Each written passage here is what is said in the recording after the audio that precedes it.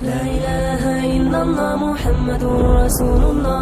لا إله إلا الله محمد رسول الله. لا إله إلا الله محمد رسول الله. لا إله إلا الله محمد رسول الله.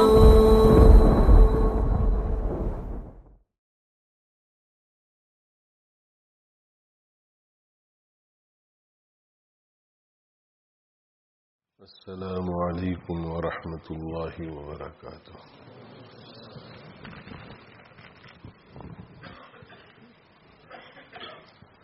نحمده ونصلي ونسلم على رسوله الكريم. اما بعد. حسن خاتمہ کے جو واقعات پڑھ کر سنائے جا رہے ہیں، آج بھی ان میں سے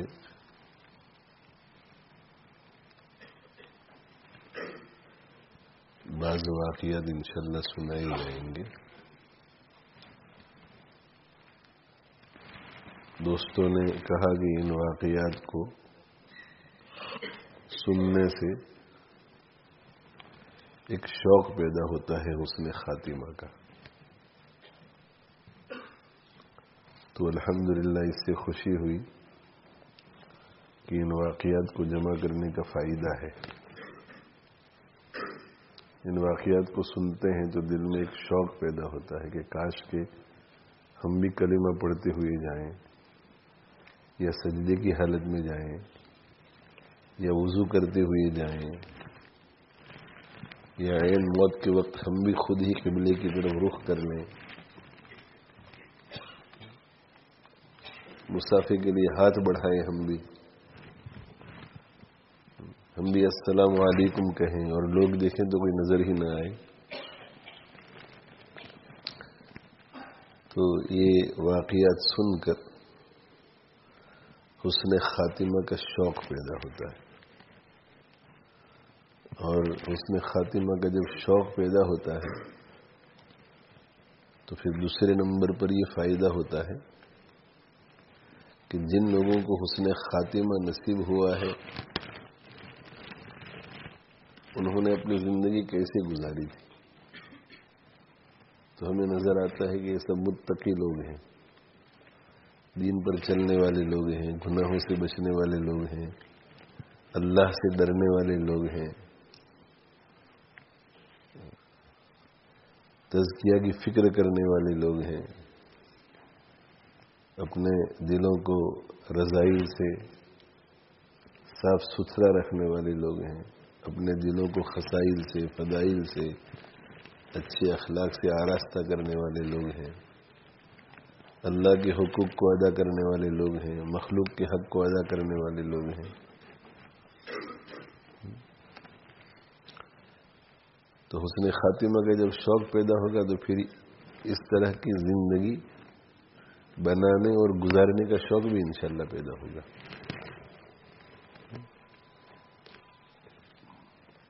تو فائدہ ہے الحمدللہ. اور ان ذکر الصالحین تنزل الرحمہ. حضرت سفیان ابن عیینہ رحمہ اللہ تعالیٰ کا ارشاد ہے کہ صلحاء، اولیاء، نیک لوگوں کا جب ذکر کیا جاتا ہے تو رحمتیں نازل ہوتی ہیں. تو رحمتیں نازل ہوتی ہیں تو رحمتوں کی برکت سے گناہ کی بخشش ہوتی ہے. رحمتیں جب نازل ہوتی ہیں تو بہت سے روحانی فوائد حاصل ہوتے ہیں. ہمتیں بڑھتی ہیں نیک اعمال کو کرنے کی، ہمتیں بڑھتی ہے گناہوں سے بچنے کی. تو نیک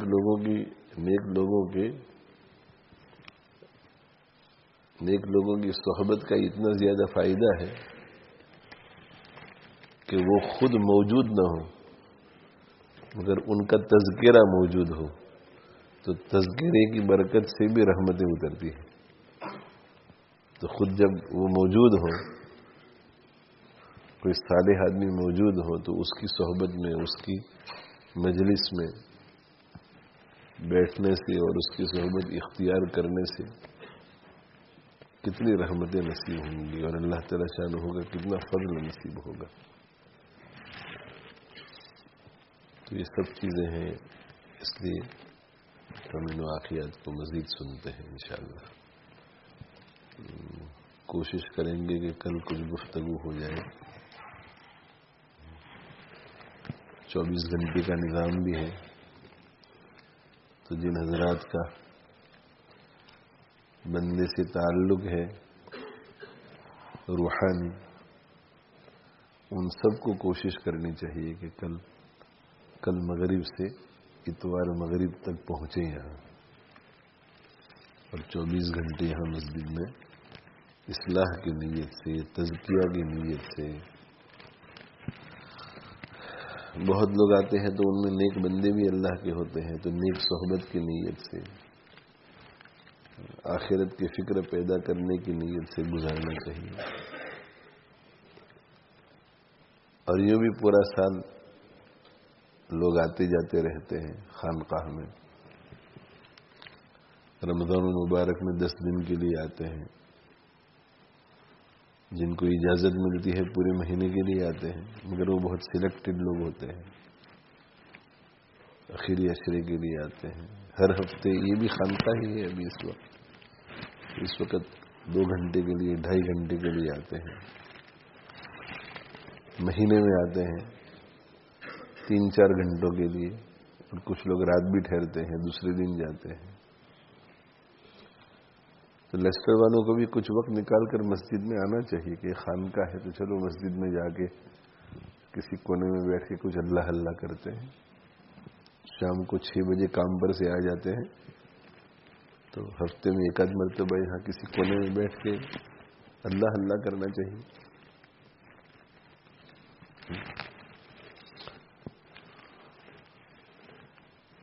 ایسا سمجھا جاتا ہے کہ یہ آنا جانا تو لیسٹر سے باہر والوں کے لیے ہے، لیسٹر والوں کے لیے نہیں.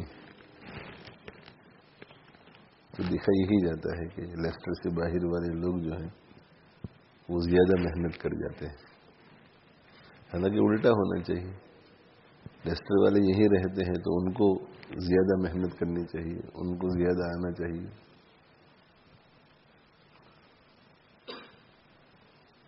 تو جو لوگ بھی آئیں خانقاہ میں، انہیں بھی ذہن میں یہ بات رکھنی چاہیے کہ 2 کاموں میں سے کسی ایک کام میں اپنے وقت کو خرچ کرو. کسی بھی خانقاہ میں جائیں، جو بھی مرید اپنے شیخ کے پاس جائے تو اسے یہ ذہن میں رکھنا چاہیے کہ 2 باتوں میں سے ایک بات، یا تو شیخ کی صحبت مل رہی ہے، اور اگر شیخ کی صحبت نہیں ہے تو پھر خلوت. صحبت یا خلوت، بس یہ 2. خانقاہ میں جاتے ہیں تو 2 دن کے لیے جانا ہے، 3 دن کے لیے جانا ہے، 1 دن کے لیے جانا ہے. تو ذہن میں یہ بات بٹھا لو گے، یا تو شیخ کی صحبت ہوگی، شیخ اپنی مجلس میں آئیں گے تو شیخ کے پاس بیٹھیں گے. شیخ ہمیں بلا لے کے بھئی ادھر آ جاؤ، تو وہاں جا کر کے بیٹھیں گے. لیکن شیخ کے اپنے بھی کام ہوتے ہیں، شیخ سوئے ہوئے ہیں، شیخ کھانا کھا رہے ہیں، شیخ کسی اور سے ملاقات کر رہے ہیں، شیخ کتاب لکھ رہے ہیں، شیخ سبق پڑھا رہے ہیں، شیخ مشورہ کر رہے ہیں. جو بھی شیخ اپنے کام میں ہیں، شیخ کہیں چلے گئے ہیں کسی کام کے لیے، اور مگر ہم تو آئے ہوئے ہیں 2 دن 3 دن کے لیے، تو ہمیں کیا کرنا ہے جب شیخ نہیں ہے. تو خلوت کا کیا معنی؟ کسی خلوت کی جگہ ڈھونڈ کر کے اس میں چھپ جائے. یہ خلوت کا معنی یہ ہے کہ اور کسی سے انٹریکشن نہ ہو، انٹریکشن نہ ہو. اگر آپ نے ٹائم ٹیبل ایسا بنایا ہوا ہے کہ یہ میرے سونے کا وقت ہے تو سو جاؤ، یہ بھی خلوت ہے. تلاوت کا تو تلاوت میں یہ خلوت ہے، اس لیے کہ انٹریکشن کسی کے ساتھ نہیں ہے. خلوت کا معنی یہ ہے کہ مخلوق سے کٹ کر اللہ سے جڑے رہو، مخلوق سے کٹ کر اللہ سے جڑے رہو. تو شریعت مطہرہ نے جو حدود مقرر کی ہے، ان حدود کا لحاظ رکھتے ہوئے اگر کوئی انقطاع عن الخلق اختیار کرتا ہے تو یہ تو مفید ہے. یہ وہ خلوت ہے جسے مفید خلوت کہتے ہیں.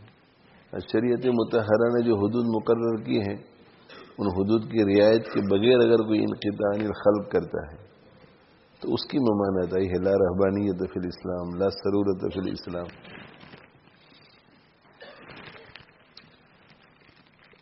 ورنہ خانقاہ میں جانے کا فائدہ نہیں ہوگا. گھر پر ہوتے ہیں تو دل ہمارا بچوں میں ہے، بیوی میں ہے، نوکری میں ہے، دوستوں میں ہے، گھر کے کام کاج میں ہے، گھر کے جھمیلوں میں ہے. تو بڑی مشکل سے وہاں سے نکل کر خانقاہ میں پہنچے اور خانقاہ میں پہنچنے کے بعد اب وہاں بھی زید امر بکر میں ہے. یہ صاحب کون ہے، یہ صاحب کہاں سے آئیں گے. میں نے کسی کتاب میں پڑھا تھا بہت پہلے کہ حضرت تھانوی رحمۃ اللہ علیہ کی خانقاہ میں ایک ہی کمرے میں الگ الگ جگہوں سے آنے والے 3-4 آدمی ایک ایک مہینے کے لیے رہتے تھے، مگر ان کو معلوم نہیں ہوتا تھا کہ یہ کہاں سے آئے ہیں اور ان کا نام کیا ہے. ایک کمرے میں ان کو رکھا جاتا تھا کہ بھئی آپ کو اس کمرے میں سونا ہے. خانقاہ کا جو قیام گاہ تھی ایک ہی کمرے میں ہے. تو ایک ہی کمرے میں رہتے تھے، مگر کیوں؟ اس لیے کہ خلوت. ہم تو آئے ہیں یہاں اللہ سے اپنا رشتہ جوڑنے کے لیے.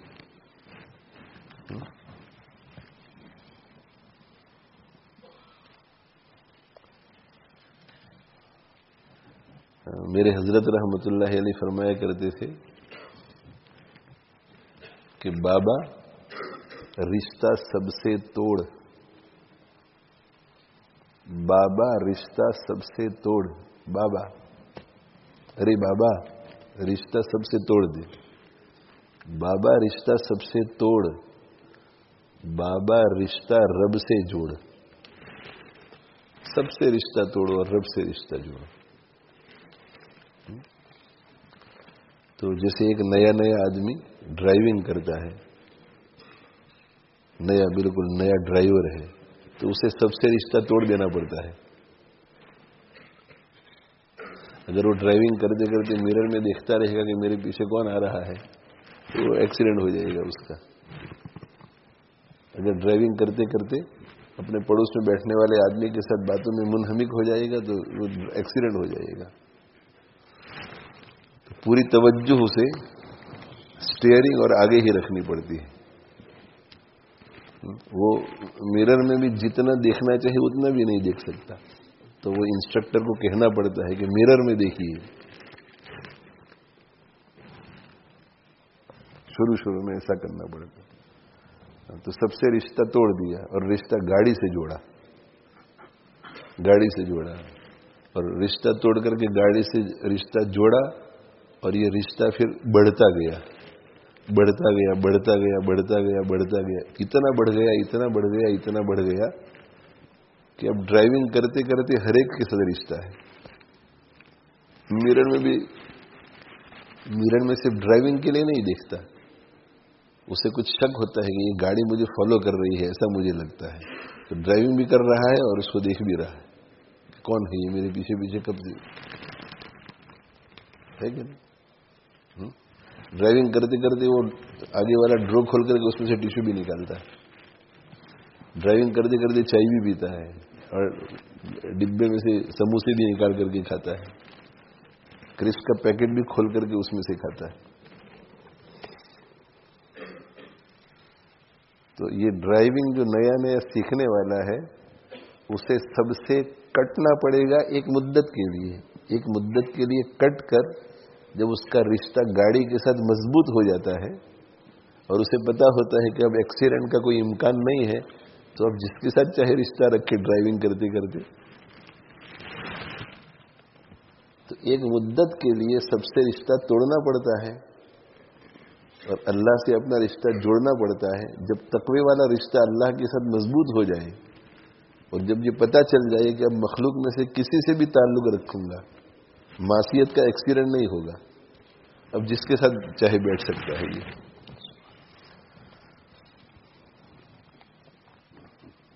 تو اہل اللہ میں اور ہم میں فرق یہی ہے کہ اہل اللہ ہر ایک کے ساتھ ملتے ہیں.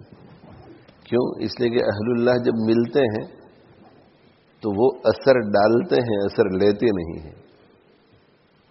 اور ہم جو ہے ابھی ہمارا باطن بنا نہیں ہے، رشتہ پکا نہیں ہوا ہے، تقوی والی ڈرائیونگ ابھی پختہ نہیں ہے ہماری. تو ہم اگر کسی سے ملیں گے تو ہم اثر لیں گے، اثر ڈال نہیں سکیں گے ہمارا.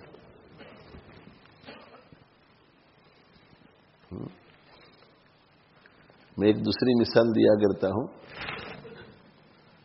کہ یہ فقہا بیان فرماتے ہیں، ہمارے مفتیان کرام بھی بیان فرماتے ہیں کہ امام ابو حنیفہ رحمۃ اللہ علیہ فرماتے ہیں کہ پانی اگر زیادہ ہو، پانی زیادہ، اس میں تھوڑی بہت نجاست گر جائے، پانی بہت بڑا تالاب ہے، 10 یارڈز بائی 10 یارڈز کا تالاب ہے، یا 20 یارڈ بائی 5 یارڈ کا تالاب ہے، 100 اسکوائر یارڈ کا تالاب یا اس سے زیادہ ہے، یا حوض ہے اتنا بڑا، اس میں پانی زیادہ ہے، یعنی پانی زیادہ ہے. تو پانی زیادہ ہے تو اس میں اگر آپ نے 1 کپ پیشاب ڈال دیا اور اس پیشاب کا اثر کہیں نظر نہیں آتا، نہ بو آ رہی ہے اس کی، نہ اس کا مزہ پانی میں آ رہا ہے، نہ اس کا رنگ نظر آ رہا ہے، تو یہ پانی ناپاک نہیں ہوا. لیکن پانی کم ہے، 10 بائی 10 10 یارڈ بائی 10 یارڈ سے کم ہے، تو اس میں اگر 1 قطرہ بھی پیشاب کا آپ نے ڈال دیا تو وہ ناپاک ہو جائے گا، چاہے بو آئے، چاہے رنگ بدلے، چاہے مزہ بدلے نہ بدلے. تو کم پانی ہے تو اس کی حیثیت چھوٹی ہے، تو اس میں 1 قطرہ بھی اگر پیشاب کا ہو گیا تو وہ پوری بکیٹ جو ہے بڑی وہ ناپاک ہو جائے گی. گھر میں آپ کا جو باتھ ہوتا ہے، باتھ اس میں بیٹھتے ہیں نا لوگ، تو اس کو آپ نے پانی سے بھر لیا، اس میں 1 قطرہ اگر پیشاب گر گیا تو وہ ناپاک ہو گیا، 1 قطرہ خون کا گر گیا ناپاک ہو گیا.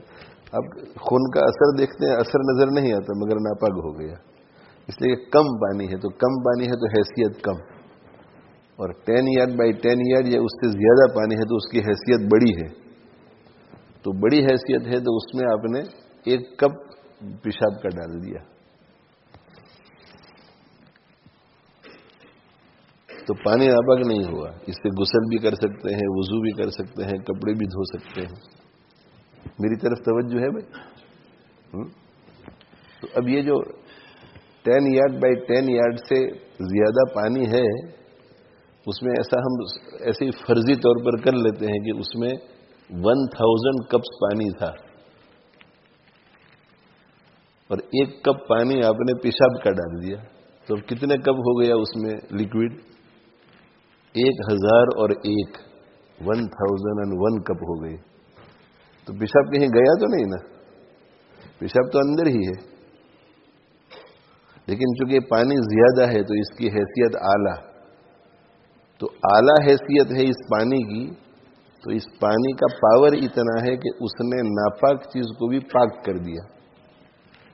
وہ 1 گلاس بھی اب پاک ہو گیا، 1 گلاس پیشاب کا تھا وہ.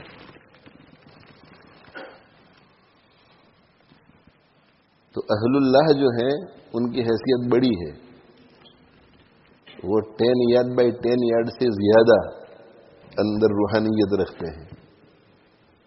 تو ان کے ساتھ اگر کوئی برا آدمی بھی بیٹھ جائے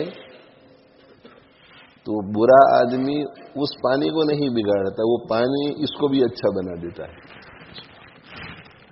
اور ہم 10 یارڈ بائی 10 یارڈ سے کم ہے، سمجھے؟ تو ہم کسی کو پاک تو کیا کرتے، وہ ہمیں ناپاک کرے گا. ایک تھوڑا سا اثر بھی اس کا ہماری طرف آئے تو ہم ناپاک ہو جائیں گے. اس لیے انٹریکشن جو ہے ایک دوسرے کے ساتھ کم سے کم ہو، بغیر ضرورت کے انٹریکشن نہ ہو، بغیر ضرورت کے اختلاط نہ ہو، بغیر ضرورت کے مکسنگ نہ ہو. اور خاص طور پہ یعنی باہر بھی بغیر ضرورت کے. میں یہ نہیں کہہ رہا ہوں کہ آپ دروازہ لاک کر کے بیٹھے ہی رہیں اور کوئی آئے تو بھی.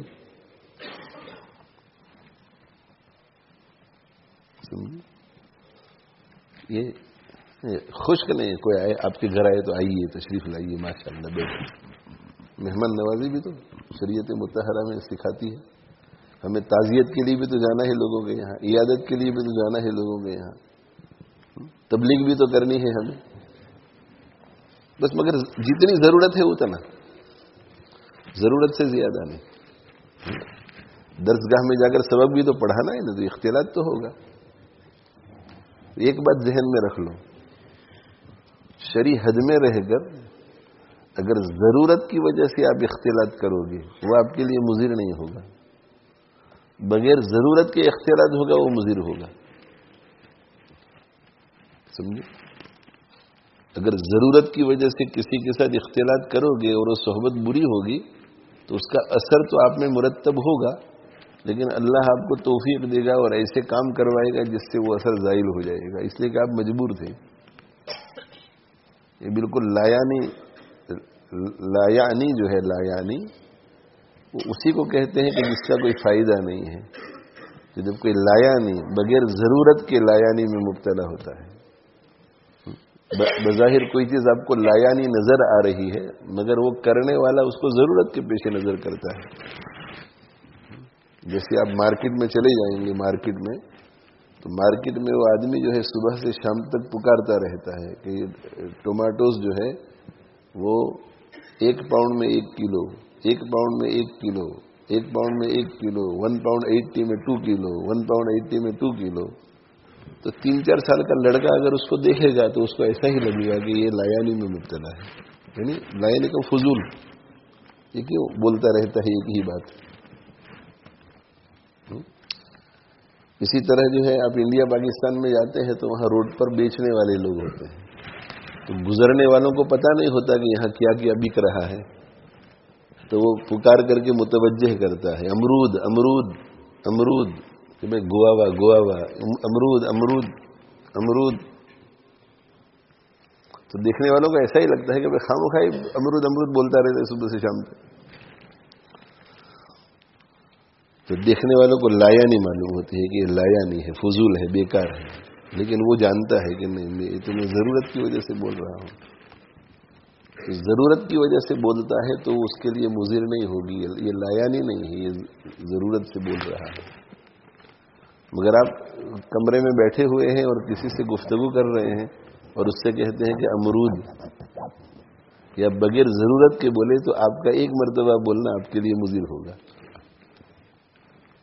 جی مضر ہو گئی آپ کے لیے. اور ایک تو مضرت ہے گناہ کی, گناہ کبیرہ کی مضرت, گناہ صغیرہ کی مضرت, وہ بھی گناہ ہے. اور لایعنی جو ہے اس کی بھی مضرت ہے. وہ لایعنی گناہ نہیں ہے مگر دل پر ایک پردہ چھا جاتا ہے اس کی وجہ سے بھی. میں مثال دے کر سمجھاتا ہوں کہ اگر کوئی شخص گناہ میں مبتلا ہوتا ہے, گناہ, تو گناہ کبیرہ میں اگر مبتلا ہوتا ہے تو ایسا سمجھو کہ میرر جو ہے, میرر, تو میرر کے اوپر اس نے گلاس پینٹ لگا دیا, یہ گناہ کبیرہ ہے. تو دیکھو نقصان ہوا کہ نہیں. اب میرر سے آپ فائدہ نہیں اٹھا سکتے, اور اس میرر سے فائدہ اٹھانا ہو تو بہت محنت کرنی پڑے گی, اس لیے کہ گلاس پینٹ کو ہٹانا آسان کام نہیں ہے.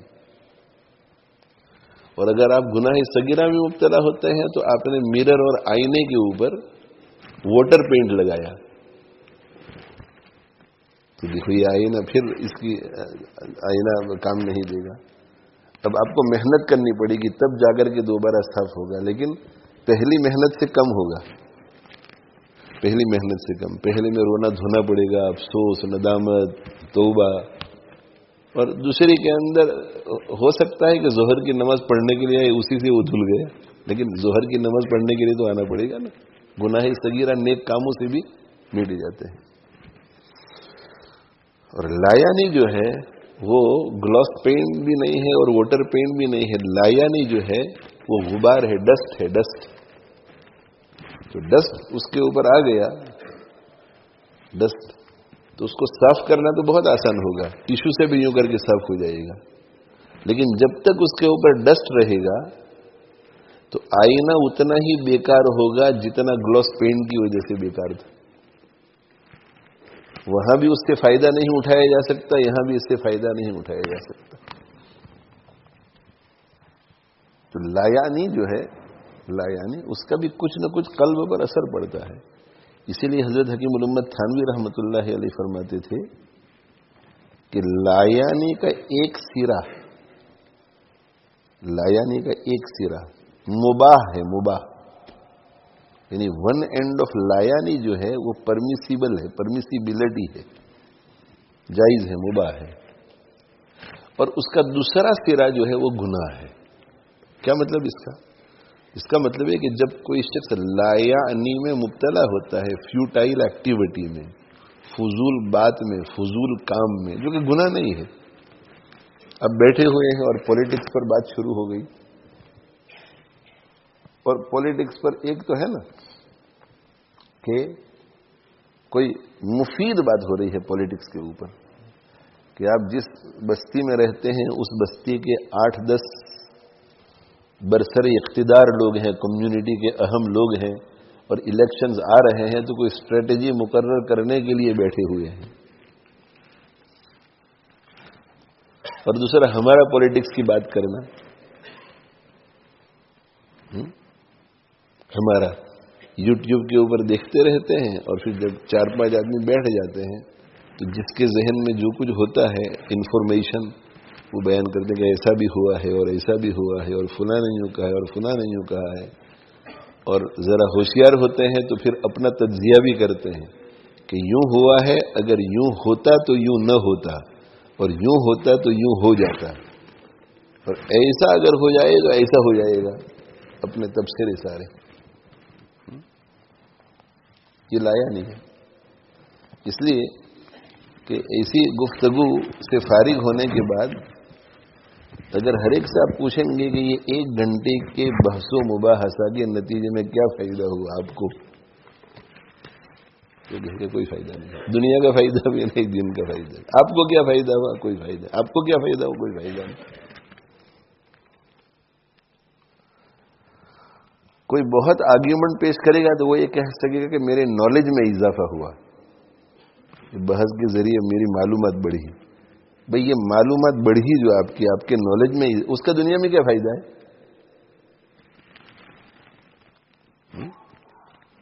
میرے پاس اتنا نالج تھا کہ بھئی فلاں ملک نے فلاں ملک کے اوپر آج 2 مرتبہ حملہ کیا, اور آپ نے کہا کہ نہیں 2 مرتبہ نہیں 5 مرتبہ. تو میرا نالج بڑھا کہ اچھا اور 3 مرتبہ حملہ ہو گیا, ہاں اور 3 مرتبہ حملہ ہوا. یہ نالج میرا بڑھا تو اس سے میرا دنیاوی فائدہ کیا ہوا؟ میری بینک میں کوئی 1000 پاؤنڈ آ جائیں گے, مجھے کسی اسکول میں نوکری مل جائے گی. کیا فائدہ ہوا اس کا؟ آخرت میں کیا فائدہ ہوگا؟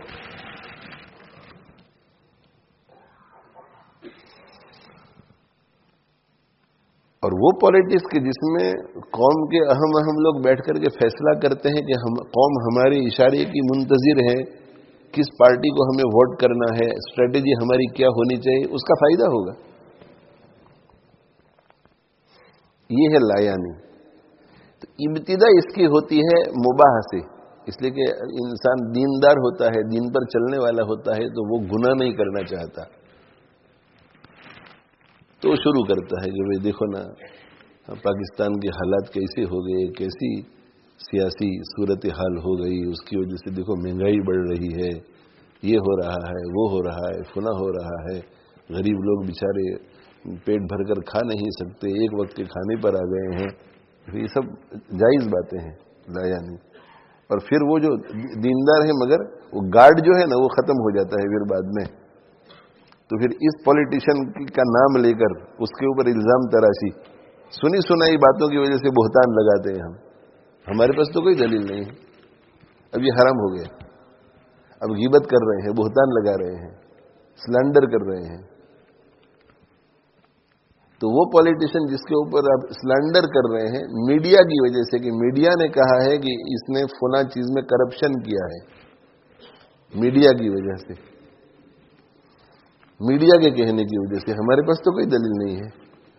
ہم نے اس کے خلاف جو بات کی ہے یہ سن لو اچھی طرح، قیامت کے دن ہمارا گریبان ہوگا اور اس پولیٹیشین کا ہاتھ ہوگا. سلنڈر، بہتان وہ گناہ ہے کہ اللہ کے نبی صلی اللہ علیہ وسلم جب بیعت لیتے تھے تو توبہ کراتے تھے، صحابہ سے کہتے تھے کہ ہم پکا ارادہ کرتے ہیں اور آپ سے وعدہ کرتے ہیں کہ ہم کسی پر بہتان نہیں لگائیں گے.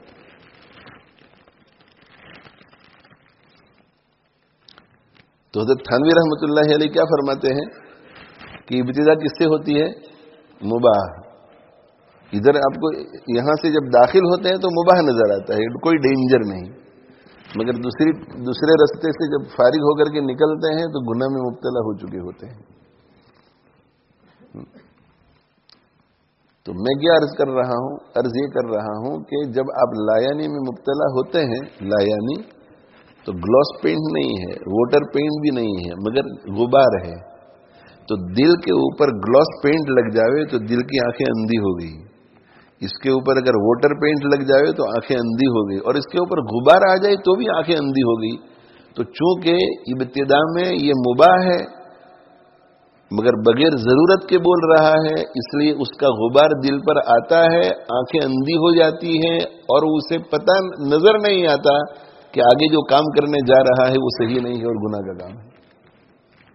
اس لیے ابتدا اس کی کیا ہے؟ مباح، اور انتہا کیا ہے اس کی؟ گناہ.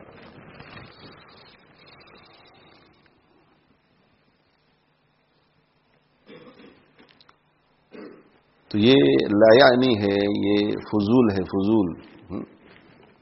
لایانی اس کا آتا ہے بات، تو یہ فضول بات ہے. امرود بھائی امرود لے لو، امرود لے لو بھائی، گوابا لے لو، اورنج لے لو. تو وہ تو لوگوں کو اپنی طرح متوجہ کرنے کے لیے کہہ رہا ہے، تو یہ فضول نہیں ہے. لیکن آپ بیٹھے ہوئے ہیں اپنے طور پر کمرے میں اکیلے اور آپ نے کسی ایسے آدمی کو دیکھا اور آپ کو عجیب لگا وہ، اور آپ اکیلے کہنے لگے کہ یار عجیب آدمی تھا، کہہ رہا تھا کہ امرود امرود امرود امرود. اب یہ آپ کو یہ فضول بات ہے، اس کا دل کے اوپر غبار آئے گا آپ کا. تو اسی طرح بغیر ضرورت کے جو اختلاط ہوتا ہے، بغیر ضرورت کے، وہ مضر ہے، اور ضرورت کے پیش نظر وہ اختلاط مضر نہیں ہے، وہ انٹریکشن مضر نہیں ہے. آپ کو کلاس میں جانا ہی پڑتا ہے، آپ کی دائیں طرف جو ہے جو بیٹھ رہا ہے وہ اچھا آدمی نہیں ہے، ادھر ہے وہ بھی اچھا آدمی نہیں ہے، لیکن کلاس میں تو آپ کو جانا پڑے گا. تو آپ اگر اپنی حفاظت رکھیں، توجہ اللہ کی طرف رکھیں تو انشاءاللہ مضر نہیں ہوگا. لیکن ضرورت نہیں ہے اور پھر آپ جا کر کے بیٹھیں تو مضر ہوگا، بہت مضر ہوگا. تو بہت سے لوگ جو آئندہ کل انشاءاللہ آنے والے ہیں وہ گھروں میں بیٹھ کے سن رہے ہوں گے. بہت سے لوگ آ گئے ہیں یہاں، وہ بھی ابھی سن رہے ہیں، اور ہر ہفتے ہی آپ لوگ آتے ہیں ماشاءاللہ. تو ایک فیصلہ کر لو کہ مسجد میں داخل ہونے سے لے کر مسجد سے نکلنے تک کوئی انٹریکشن نہیں ہوگا ہمارا، اس کام میں لگے رہنا. آپ مسجد کی اس طرف بیٹھے ہوئے ہیں، اس طرف سے کوئی مسجد میں داخل ہوا اور آپ کی نظر پڑ گئی، آپ وہاں سے اٹھ کر کے وہاں چلے گئے، یہاں سے اٹھ کر وہاں چلے گئے. تو اس لیے تو ہم نہیں آتے نا مسجد میں، اس لیے تو نہیں آتے نا مجلس میں. ہم تو آتے ہیں اللہ کو پانے کے لیے.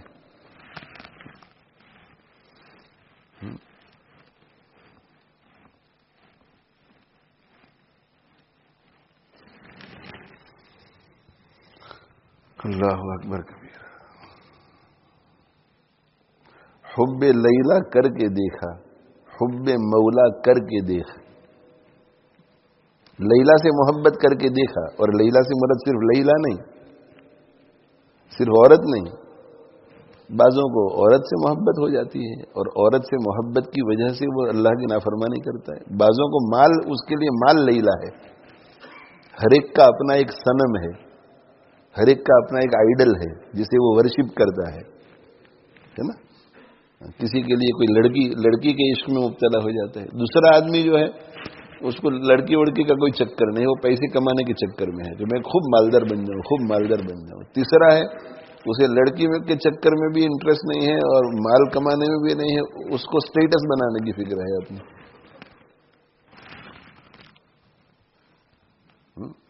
کہ آئیڈل ہے، آئیڈل،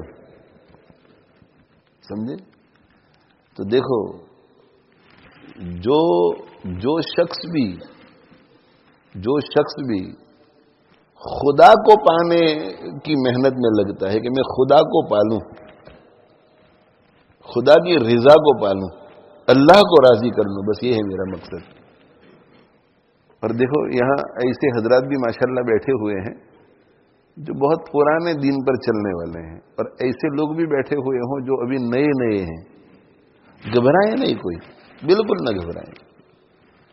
اللہ نے اپنی محبت کے دروازے جس طرح علماء کے لیے کھولے ہیں اسی طرح غیر علماء کے لیے بھی کھلے رکھے ہیں. اللہ نے کوئی ایسا قانون نہیں بنایا ہے کہ اگر آپ کسی مدرسے میں پڑھ کر عالم بن جائیں گے، محدث بن جائیں گے، مفسر بن جائیں گے تو تم جو ہے محبت کے سب سے اعلیٰ مرتبے پر پہنچ سکتے ہیں.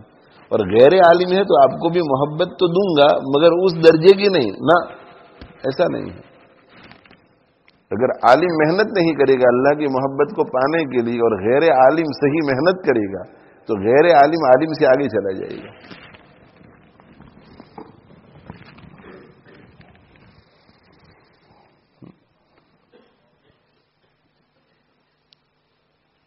تو اللہ جل جلالہ عم نوالہ کو پانے کی فکر میں اپنے آپ کو کھپاتا ہے اور پانے کی محنت میں اپنے آپ کو کھپاتا ہے.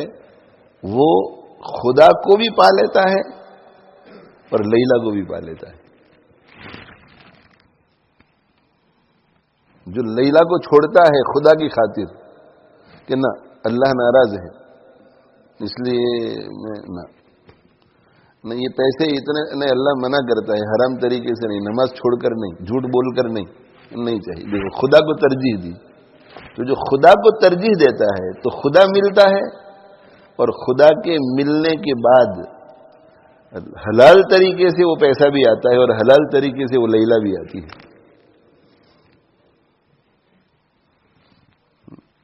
آپ صلی اللہ علیہ وسلم کے ایک ارشاد کا مفہوم ہے کہ اگر کوئی شخص کسی پسندیدہ چیز کو جس کی طرف اس کا دل مائل ہے صرف خوف خدا کی وجہ سے چھوڑتا ہے تو اللہ تعالیٰ کل فیوچر میں اسی چیز کو جائز بنا کر اس کے پاس پہنچائے گا یا اس سے بہتر چیز پہنچائے گا. تو جو خدا کو ترجیح دیتا ہے اسے خدا بھی ملتا ہے اور لیلا بھی ملتی ہے. خدا بھی ملتا ہے، لیلا بھی ملتی ہے. جس چیز کے پیچھے وہ تھا وہ بھی ملتی ہے. جس سیٹسفیکشن کے لیے کہ میں یہ کام کروں گا تو مجھے یہ سیٹسفیکشن ملے گا، وہ ملے گا.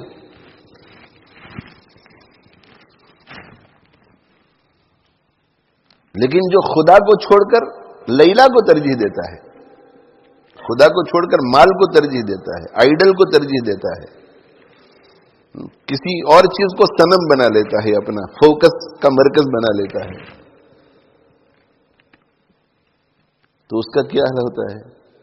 نہ خدا ہی ملا نہ وصال صنم. دونوں سے ہاتھ دھو بیٹھتا ہے. نہ خدا ہی ملا نہ وصال صنم، نہ ادھر کے رہے نہ ادھر کے رہے.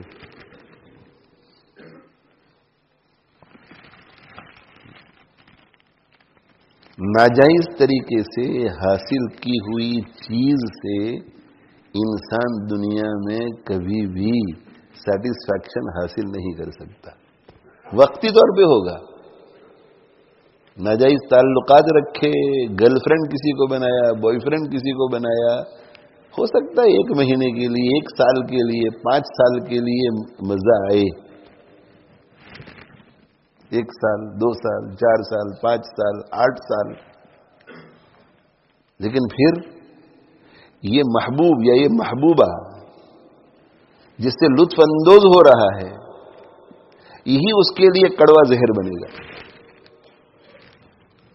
اتنی ستائے گی وہ عورت، اتنی ستائے گی کہ توبہ کرے گا اس سے. مرد اتنا ستائے گا کہ دنیا ہی اس کے لیے جہنم بن جائے گی. جس شراب سے سیٹسفیکشن ابھی حاصل کر رہا ہے وہ شراب اسے غرق کرے گی. جس ڈرگ سے سیٹسفیکشن حاصل کر رہا ہے یہ ڈرگ اسے برباد کرے گا. اور ایسے لوگوں کو پھر توفیق بھی نہیں ملتی توبہ کی، دل سخت ہو جاتے ہیں. ثم قست قلوبكم من بعد ذلك فهي كالحجارة أو أشد قسوة. گناہ میں پڑے رہنے کی وجہ سے، ایک عادت کی لت کی وجہ سے کہ نہیں چھوڑوں گا، بار بار اللہ متوجہ کرتے ہیں کہ دیکھو یہ ناجائز ہے، چھوڑ دو، ناجائز ہے، چھوڑ دو، ناجائز ہے، چھوڑ دو. خیالات آتے ہیں نا، اچھے خیالات، لیکن نہ، وہ اسے اگنور کرتا ہے. دل سخت ہو جاتا ہے. اللہ فرماتے ہیں کہ سخت کتنا ہو جاتے، فَهِيَ كَالْحِجَارَةِ، پتھر کی طرح سخت، او اشد قسوہ، یا اس سے بھی زیادہ، پتھر سے بھی زیادہ سخت.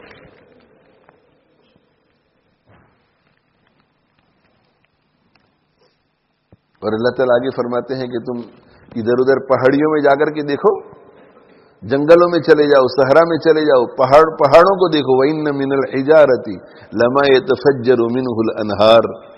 بعض پتھر آپ کو ایسے نظر آئیں گے کہ جن سے نہریں بہتی ہیں، پتھروں کے اندر سے پانی نکل رہا ہے.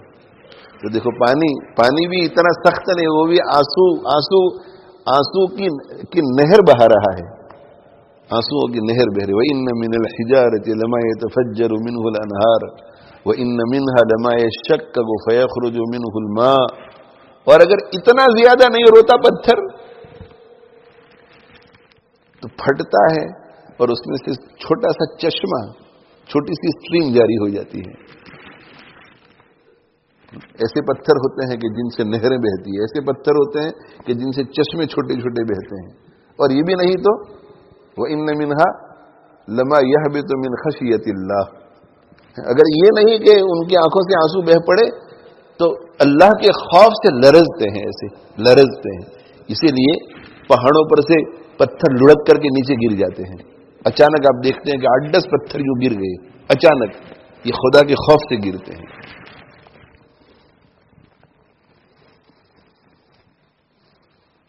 اور دیکھو یہ جیسے انسان میں اللہ نے شعور رکھا ہے، انسان میں شعور رکھا ہے، تو اسی طرح اللہ تعالیٰ شانہ نے تمام حیوانات میں شعور رکھا ہے، انڈرسٹینڈنگ. تمام حیوانات میں انڈرسٹینڈنگ ہے، تمام حیوانات میں انڈرسٹینڈنگ ہے.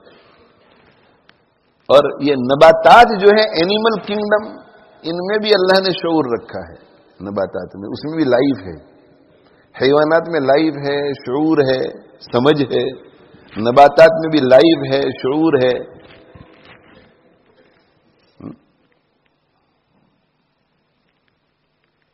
تو اسی طرح یہ جو جمادات ہے جن میں بظاہر لائف نظر نہیں آتی، پتھر ہے، کنکر ہے، پتھر کنکر.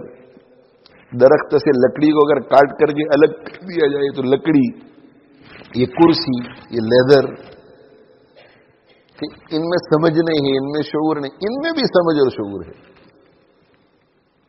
ایک زمانے میں جو سائنٹیفک تحقیق تھی وہ یہ تھی کہ صرف حیوانات میں لائف اور شعور ہے، اس کے علاوہ کسی میں نہیں. اب پوری دنیا کے سائنٹسٹ کہتے ہیں کہ حیوانات میں بھی شعور ہے، نباتات میں بھی شعور ہے. حیوانات میں بھی لائف ہے، نباتات میں بھی لائف ہے. اور ہو سکتا ہے، میرے علم میں نہیں ہے، کہ کچھ سائنٹسٹ آج یہ بھی کہتے ہوں کہ جمادات میں بھی لائف ہے. ہو سکتا ہے، لیکن ہم یہ کہتے ہیں کہ ہر چیز میں لائف ہے، ہر چیز میں لائف ہے. اگر ابھی تک نہ کہتے ہوں سائنٹسٹ تو ان کو کہنا پڑے گا. 10 سال کے بعد، 20 سال کے بعد، 30 سال کے بعد یہ کہنا پڑے گا. یہ ابھی نہیں کہہ رہے ہیں، وہ اس لیے نہیں کہ اس میں لائف نہیں ہے، اس لیے نہیں کہہ رہے ہیں کہ ان کو وہ لائف نظر نہیں آتی. ان کی ابھی سائنس نے ترقی نہیں کی ہے کہ اس لائف کو دیکھ سکیں. اس لیے کہ قرآن تو اعلان کر چکا ہے وَإِن مِّن شَيْءٍ إِلَّا يُسَبِّحُ بِحَمْدِهِ وَلَٰكِن لَّا تَفْقَهُونَ تَسْبِيحَهُمْ. وَإِن مِّن شَيْءٍ، کتنی تاکید ہے، کوئی چیز نہیں ہے، کوئی چیز، کوئی شے، کوئی تھنگ ایسی نہیں ہے اللہ کی کائنات میں جو اللہ کی تسبیح نہ کرتی ہو اللہ کی حمد کے ساتھ.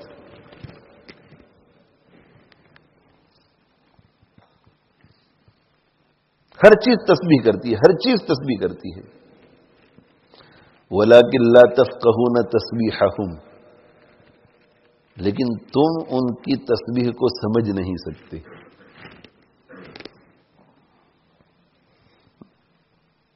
حیوانات تسبیح پڑھتے ہیں مگر تم نہیں سمجھ سکتے.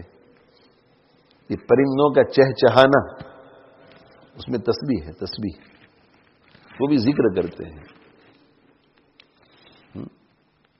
یہ جو جانور بھی روتے ہیں، آواز نکالتے ہیں منہ سے، تو کبھی درد کی وجہ سے بھی ہوگا، کبھی دوسری آپس میں کچھ ایک دوسرے کو اشارہ بھی کرتے ہوں گے، گفتگو کرتے ہوں گے، مگر تسبیح بھی کرتے ہیں، تسبیح.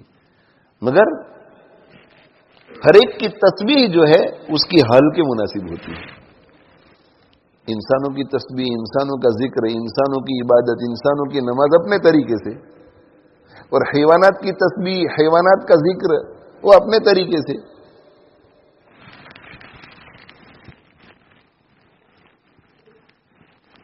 وَوَرِثَ سُلَيْمَانُ دَاوُودَ وَقَالَ يَا أَيُّهَا النَّاسُ عُلِّمْنَا مَنطِقَ الطَّيْرِ. حضرت سلیمان علیہ السلام فرماتے ہیں کہ ہمیں پرندوں کی بولی سکھائی، قرآن کہتا ہے ہمیں پرندوں کی بولی سکھائی گئی ہے. تو اس کا مطلب یہ ہے کہ پرندوں کی بھی اپنی ایک لینگویج ہے جو ہمیں سمجھ میں نہیں آتی. چائنا کے رہنے والے چائنیز میں بات کریں گے تو ہمارے لیے وہ پرندوں کے چہچہانے کی طرح ہی ہوگا. اس کا مطلب یہ تھوڑا ہے کہ اس کا کوئی معنی نہیں ہے.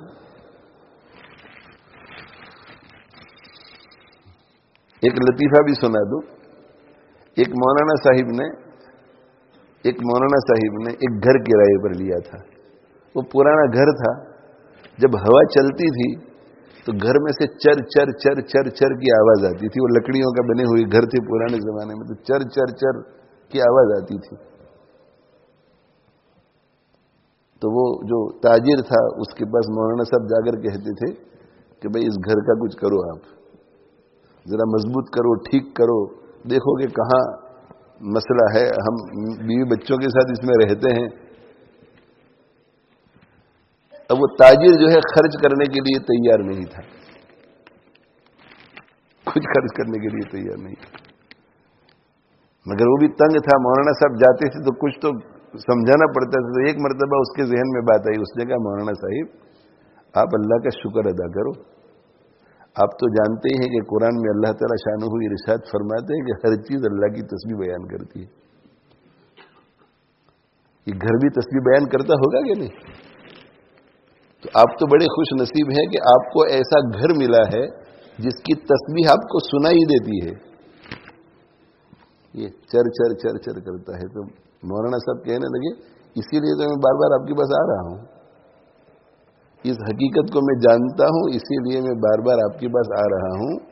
دوسروں کے گھر تو خاموشی سے تسبیح بیان کرتے ہیں، میرا گھر جو ہے خاموشی سے بیان کرتے کرتے اس پر ذکر ایسا غالب آ گیا ہے کہ وہ زور زور سے بیان کرتا ہے. اس کے بعد وہ سجدہ کرے گا. جب بے اختیار کوئی ذاکر ہو جاتا ہے تو بے اختیار سجدے میں گر جاتا ہے. تو اگر یہ سجدے میں گر گیا یہ گھر تو ہمارا کیا ہوگا؟ ہر چیز اللہ کی تسبیح بیان کرتی ہے، لیکن تم ان کی تسبیح نہیں. یہ سمندر کی موجوں کی جو آواز آتی ہے اس میں بھی اللہ کی تسبیح ہوگی. یہ ہوا چلتی ہے اور پتوں کی آواز جو آتی ہے اس میں بھی اللہ کی تسبیح ہوگی. اللہ اکبر، اللہ اکبر کبیرہ. تو ہم تو یہ کہتے ہیں کہ کب بھی اللہ کی تسبیح بیان کرتا ہے، رکابی بھی اللہ کی تسبیح بیان کرتی ہے، چمچہ بھی اللہ کی تسبیح بیان کرتا ہے، کرسی بھی، سب، ہر اللہ کی کائنات میں ایک ذرہ ذرہ ہر چیز اللہ کی. اس لیے کہ قرآن کہتا ہے، قرآن کہتا ہے. اور تسبیح بیان کرنے کے لیے اللہ کی معرفت چاہیے. اللہ کی معرفت کے بغیر اللہ کی تسبیح کیسے کریں گے؟ اللہ کو پہچاننا تو پڑے گا، اور اللہ کو پہچاننے کے لیے زندگی اور حیات چاہیے۔ تو پتھر اگر اللہ کی تسبیح بیان کرتا ہے تو پتھر تب اللہ کی تسبیح بیان کرے گا جب وہ اللہ کو پہچانے گا، اور پہچانے گا تب جب اس کے اندر حیات ہوگی۔ معلوم ہوا کہ کائنات کے ذرے ذرے میں حیات ہے۔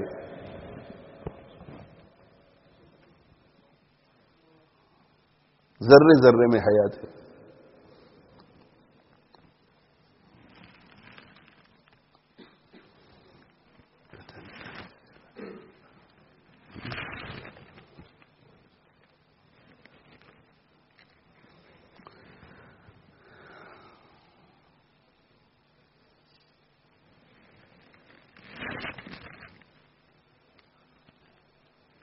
تو دل سخت ہو جاتا ہے، انسانوں کے دل سخت ہو جاتے ہیں، پتھر سے بھی زیادہ، پتھر سے بھی زیادہ۔ لیکن پتھر سے زیادہ اس لیے کہ پتھر میں سے نہریں بہتی ہیں، پتھر میں سے چشمے پھوٹتے ہیں، نہیں تو پتھر اوپر سے لڑکتا ہے خدا کے خوف سے، خدا کے خوف سے۔ ایک واقعہ ہے کہ ایک بزرگ، ایک اللہ والے کہیں جا رہے تھے، راستے میں انہوں نے پتھر دیکھا، کوئی نبی یا کوئی ولی، انہوں نے پتھر دیکھا تو پتھر جو ہے اس سے بہت پانی نکل رہا تھا، بہت پانی نکل رہا تھا۔ اللہ تعالیٰ شانہ نے ان کو ادراک نصیب کیا کہ یہ پتھر تو رو رہا ہے، خوف خدا کی وجہ سے رو رہا ہے۔ تو انہوں نے پتھر سے گفتگو کی اور اللہ تعالیٰ شانہ نے گفتگو کروائی۔ اللہ قادر مطلق ہے، اللہ قادر مطلق ہے، اللہ جو چاہے کروا سکتا ہے۔ اللہ کے نبی صلی اللہ علیہ وآلہ وسلم نے بھی قصے بیان کیے ہیں، قصے بیان کیے ہیں۔ گائے کے بولنے کا قصہ بیان کیا ہے، بھیڑیے کے بولنے کا قصہ بیان کیا ہے کہ بھیڑیا بھی بولا، گائے بھی بولی، اور صحابہ نے مان تو لیا، مگر ایک تعجب کی چیز تھی، اور تعجب کی جب چیز ہوتی ہے تو ہم کیا بولتے ہیں؟ سبحان اللہ۔ تعجب ہوا، سبحان اللہ، انکار نہیں کیا، ایسے ہی سبحان اللہ کہا۔ تو حضرت ابو بکر اور حضرت عمر اس مجلس میں نہیں تھے، انہوں نے ابھی وہ قصہ سنا بھی نہیں تھا، لیکن ان کے ایمان کا مرتبہ بہت اونچا تھا۔ تو حضرت صلی اللہ علیہ وسلم نے فرمایا کہ بھئی جو دو قصے میں نے بیان کیے نا ابھی، بھیڑیے کے بولنے کے اور گائے کے بولنے کا، تو میں بھی اس پر ایمان رکھتا ہوں اور یقین رکھتا ہوں، ابو بکر بھی اور عمر بھی۔ ایسا ہوتا ہے، ابو بکر بھی ایمان رکھتا ہے، عمر بھی، اللہ قادر مطلق ہے۔ لیکن ہمارا تعلق چونکہ عقل سے ہو گیا ہے، عقل پہلے پھر وحی ہے۔ حالانکہ معاملہ صحیح ترتیب کیا ہے؟ پہلے وحی ہے اور پھر عقل، پہلے وحی ہے پھر عقل۔ قرآن میں کوئی بات آ گئی، عقل چاہے قبول کرے نہ کرے، بس وہ وحی والی بات صحیح ہے۔ وحی میں نقص نہیں ہے، نقص ہماری عقل میں ہے۔ ابھی عقل ہماری اتنی بالغ نہیں ہوئی ہے کہ اس کو سمجھ سکیں۔ دنیا میں بہت ساری ایسی چیزیں ہوتی ہیں کہ 18 سال کی عمر میں جو بات سمجھ میں نہیں آتی تھی 20 سال کی عمر میں سمجھ میں آ گئی، 20 سال کی عمر میں جو چیز سمجھ میں نہیں آتی تھی 25 سال کی عمر میں سمجھ میں آ گئی۔ تو انشاءاللہ جیسے جیسے بلوغ میں انسان ترقی کرتا چلا جائے گا ویسے سب باتیں سمجھ میں آئے گی۔ لیکن اللہ کے بنو تو صحیح، اللہ کے بننے کی کوشش تو کرو، اللہ سے دعا تو کرو کہ اللہ سمجھا دے یہ باتیں، افسوس تو کرو کہ اللہ کی بات سمجھ میں کیوں نہیں آ رہی ہے۔ تو پوچھا کہ تو کیوں بہت رو رہا ہے؟ تو کہ اللہ تعالیٰ شانہ قرآن میں ارشاد فرماتے ہیں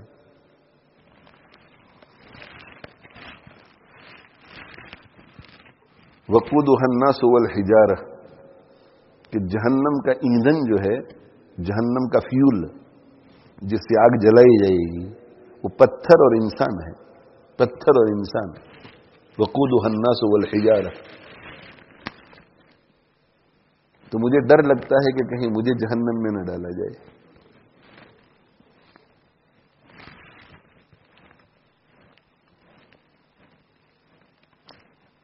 تو نبی تھے تو انہوں نے کہا کہ میں اللہ سے درخواست کروں گا تمہارے لیے. ولی تھے تو کہا کہ میں دعا کروں گا. نبی تھے تو وحی آئی کہ اس کو کہہ دو کہ میں نے تم کو بری کر دیا، جہنم کی آگ میں جو جن پتھروں کو ڈالا جائے گا ایندھن کے طور پر وہ تم نہیں ہوں گے. ولی تھے تو الہام ہوا کہ کہہ دو اس کو. کہہ دیا اس کو. ایک مدت گزر گئی، پھر ان کا اسی رستے سے جانا ہوا تو اسی طرح وہ بہہ رہا ہے، پتھر اسی طرح بہہ رہا ہے. تو کہا کہ بھئی اب کیوں رو رہا ہے؟ کہ تمہاری درخواست پر اللہ جل جلالہ وعم نوالہ نے میرے اوپر جو فضل فرمائے تو اب میں شکر میں رو رہا ہوں. شکر میں رو. وَإِنَّ مِنَ الْحِجَارَةِ لَمَا يَتَفَجَّرُ مِنْهُ الْأَنْهَارُ وَإِنَّ مِنْهَا لَمَا يَشْتَقَّقُ فَيَخْرُجُ مِنْهُ الْمَاءُ وَإِنَّ مِنْهَا لَمَا يَهْبِطُ مِنْ خَشْيَةِ اللَّهِ. تو انسان کا دل سخت ہو جاتا ہے گناہوں کی وجہ سے، گناہوں کی وجہ سے سخت ہو جاتا ہے. تو گناہوں کی وجہ سے جب سخت ہو جاتا ہے تو اس میں پھر نرمی نہیں آتی، پھر رونا نہیں آتا.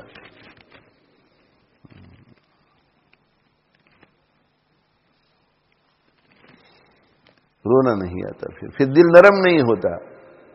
جہنم کا تذکرہ ہوتا ہے تو دل میں فکر پیدا نہیں ہوتی. قبر کا تذکرہ ہوتا ہے تو دل میں خوف پیدا نہیں ہوتا.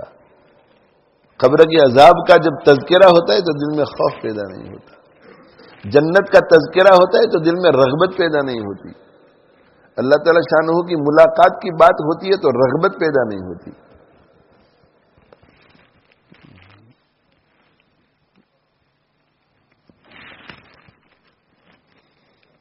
اللہ اکبر کبیرہ.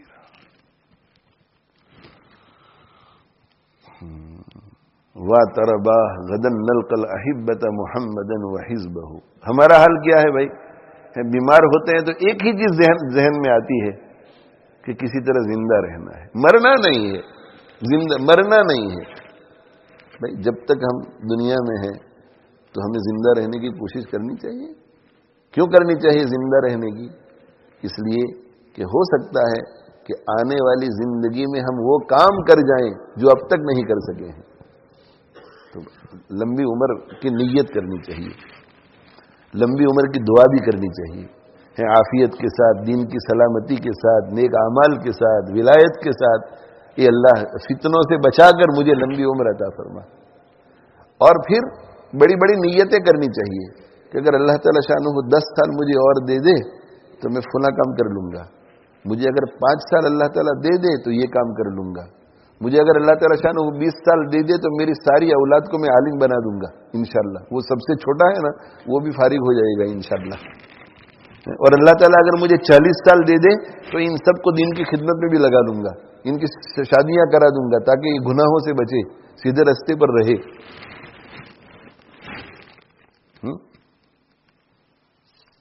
اگر مجھے 10 سال اور مل گئے تو یہ اس سال فارغ ہو رہا ہے، 10 سال کے اندر اندر ہونہار ہمارا فاضل ہے، انشاءاللہ کسی جگہ ایک ادارہ قائم کر کے اس کو وہاں سیٹ کر دیں گے.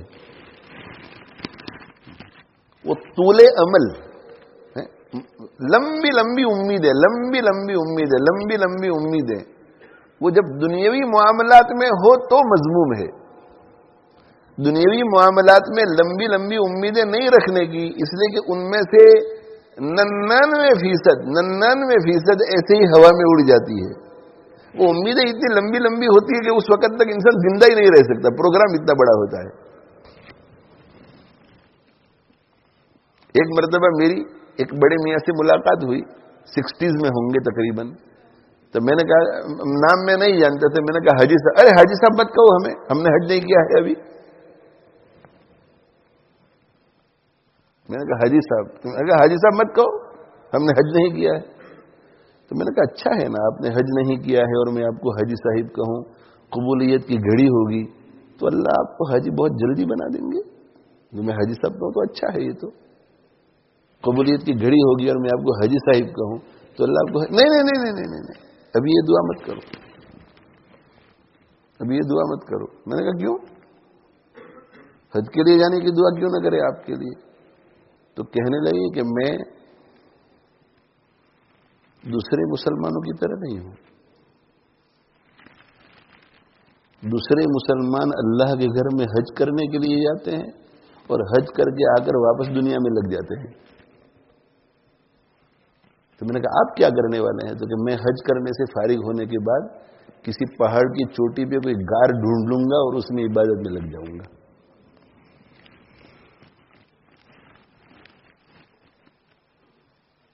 تو میں نے کہا کوئی حرج نہیں، ہماری دعا قبول ہو جائے گی، آپ حج کر لیجئے اور حج کر کے وہ ڈھونڈ لیجئے کوئی غار، اس میں چلے جانا. کہ نہیں مگر ابھی میرے کچھ پروجیکٹ باقی ہیں.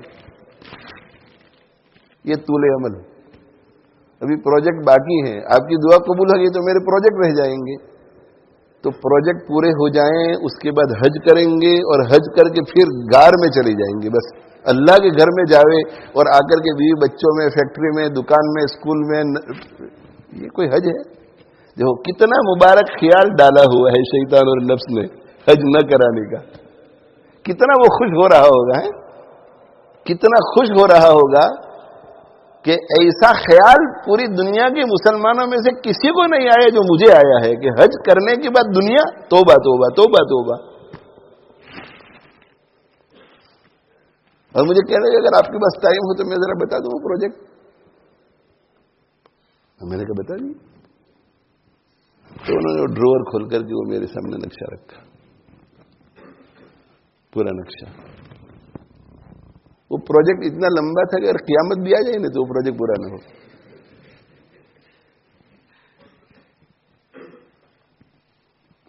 مجھے بیچ میں روکنا پڑا. میں نے کہا بس وہ پروجیکٹ دیکھ لیا آپ کا. میں نے کہا پروجیکٹ آپ کا دیکھ لیا بس. اب یہ طول عمل. تو طول عمل کا کیا مطلب؟ عمل جو عمل ڈیڈ نہیں، عمل کا امید. حمزہ کے ساتھ، الف کے ساتھ ہو تو امید، عین کے ساتھ ہو تو ایکشن، ڈیڈ، پریکٹس، عمل. یہ طول عمل لمبی امید ہے، لمبی امید ہے. تو اللہ کے نبی صلی اللہ علیہ وآلہ وسلم نے ایک سکیچ ڈرا کیا اور سکیچ ڈرا کر کے ایک باکس بنایا اور باکس بنا کر کے کہا کہ یہ انسان کی زندگی ہے، یہ this is the life of a human, یہ انسان کی زندگی ہے. اور ایک ایسا لائن کھینچی، وہ باکس سے باہر نکلی. وہ لائن باکس سے باہر، کہا کہ باکس سے باہر جو لائن ہے نا یہ انسان کی امیدیں ہیں. کیا مطلب؟ کہ امیدیں پوری ہونے سے پہلے ہی یہ موت والی لکیر آ جاتی ہے.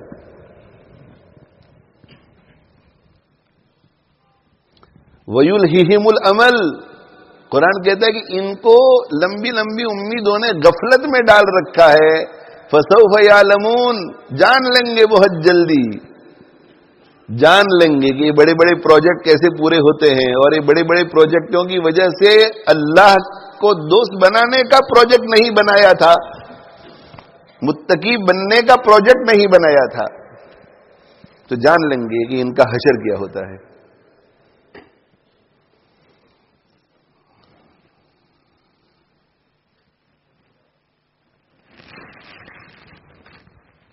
تو دنیاوی معاملات میں بڑی بڑی امیدیں نہیں. دنیا بقدر ضرورت،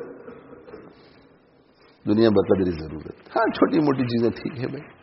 اپنے حالات کو دیکھ کر کے جو چیز حاصل ہو سکے اس کے بارے میں پلاننگ کرو، جو چیز حاصل نہ ہو سکے اس کے بارے میں پلاننگ نہیں. شیخ چلی نہیں بننے کا.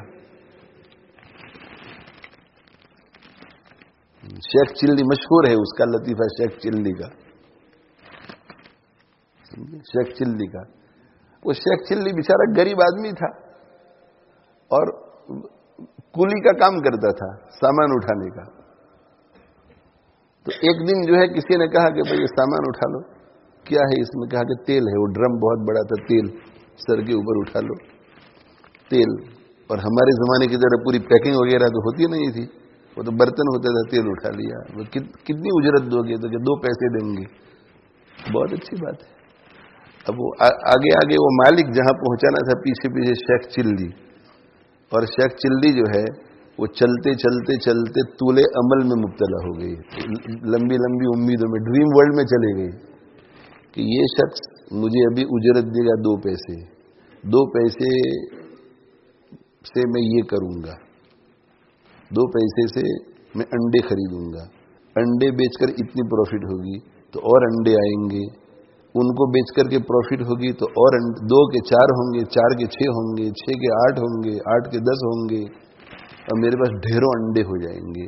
फिर अंडे बेच करके एक मुर्गी खरीदूंगा, मुर्गी को अंडों पर बिठाऊंगा, तो मेरे पास फिर 5 मुर्गियां हो जाएंगी, 10 मुर्गियां हो जाएंगी, 100 मुर्गियां हो जाएंगी। मुर्गियों को बेच करके बकरी खरीदूंगा, बकरियां हो जाएंगी, बकरियां, गाय, ऊंट, ये चलते चलते अभी तो हाथ में बिल्कुल जेब खाली, वो 2 अभी रुपये तो मिले नहीं, 2 पैसे मिले नहीं है, और ड्रीम वर्ल्ड में। और फिर जमीनें खरीदूंगा और मैं बहुत बड़ा लैंडलॉर्ड हो जाऊंगा, बहुत मालदार इन्फ्लुएंशियल आदमी, और फिर मैं बादशाह की लड़की पर पैगाम भेजूंगा। बादशाह की लड़की, शहजादी से, प्रिंसेस से शादी करने के लिए पैगाम भेजूंगा। पैगाम भेजूंगा तो फौरन कबूल हो जाएगा पैगाम, इसलिए कि मैं तो उस वक्त का सबसे ज्यादा मालदार आदमी होऊंगा। क्या कि बादशाह सलामत जो हैं फौरन मेरे पैगाम को कबूल कर लेंगे, शहजादी का मुझसे निकाह हो जाएगा, हम बहुत बड़े महल के अंदर मुंतकिल हो जाएंगे और जिंदगी गुजारेंगे। 1 साल, 1.5 साल, 2 साल में मेरे यहाँ बच्चा पैदा होगा, फिर दूसरा, फिर तीसरा। ये बच्चे थोड़े बहुत यूं करके बड़े होंगे, और बड़े होंगे तो बच्चे मेरे साथ प्यार मोहब्बत से खेलेंगे, कूदेंगे। तो एक दिन एक बच्चा आएगा और मुझसे कहेगा कि अब्बू मुझे कुछ मिठाई विठाई खिलाओ ना आप। तो मैं बच्चे के साथ दिल लगी करके कहूंगा कि ना, ना। वो ड्रीम वर्ल्ड में था तो उसने ऐसे सर हिलाया तो वो तेल का जो बर्तन था वो गिरा और सारा तेल जो है ज़ाया हो गया। तो वो धड़ाम से गिरा जोर से, तो वो पीछे जो आगे मालिक चल रहा था उसे पीछे मुड़कर दिखा, कहा नालायक, मेरा तेल सारा तूने ज़ाया कर दिया। भाई तुम्हारा तो सिर्फ तेल ज़ाया हुआ है, मेरी तो पूरी जिंदगी ज़ाया हो गई। तुम्हारा तो सिर्फ तेल ज़ाया हुआ है, मेरी तो पूरी जिंदगी, शहजादी के साथ निकाह और 2-4 बच्चे।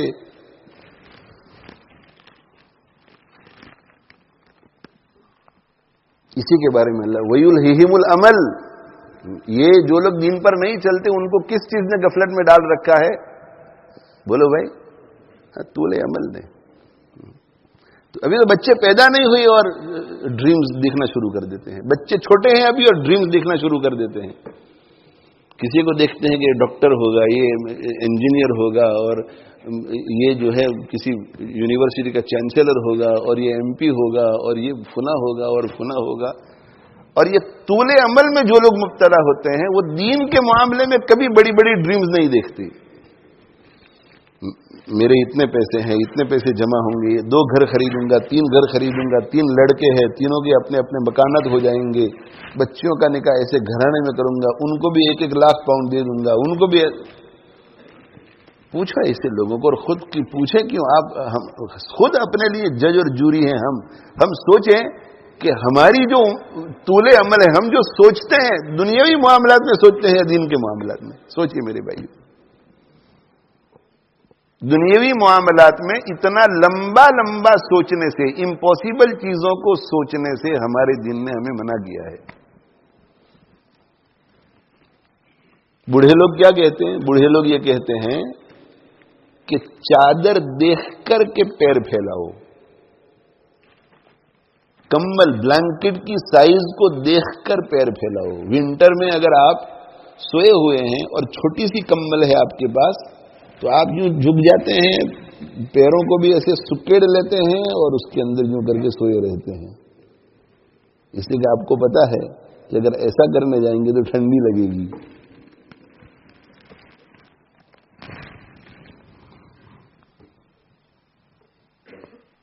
तो चादर को देखकर पैरों को फैलाओ। मगर दीन के मामले में क्या करना है?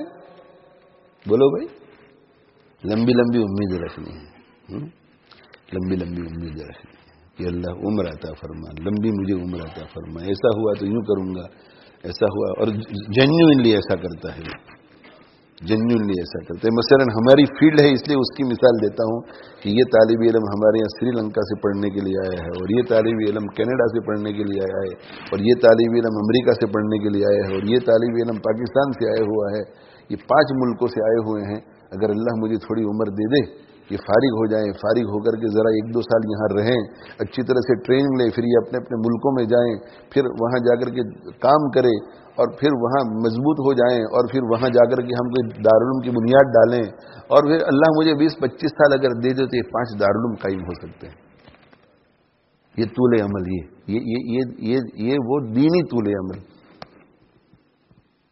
وہ منع ہے، وہ منع ہے، اور یہ پسندیدہ ہے، یہ پسندیدہ ہے۔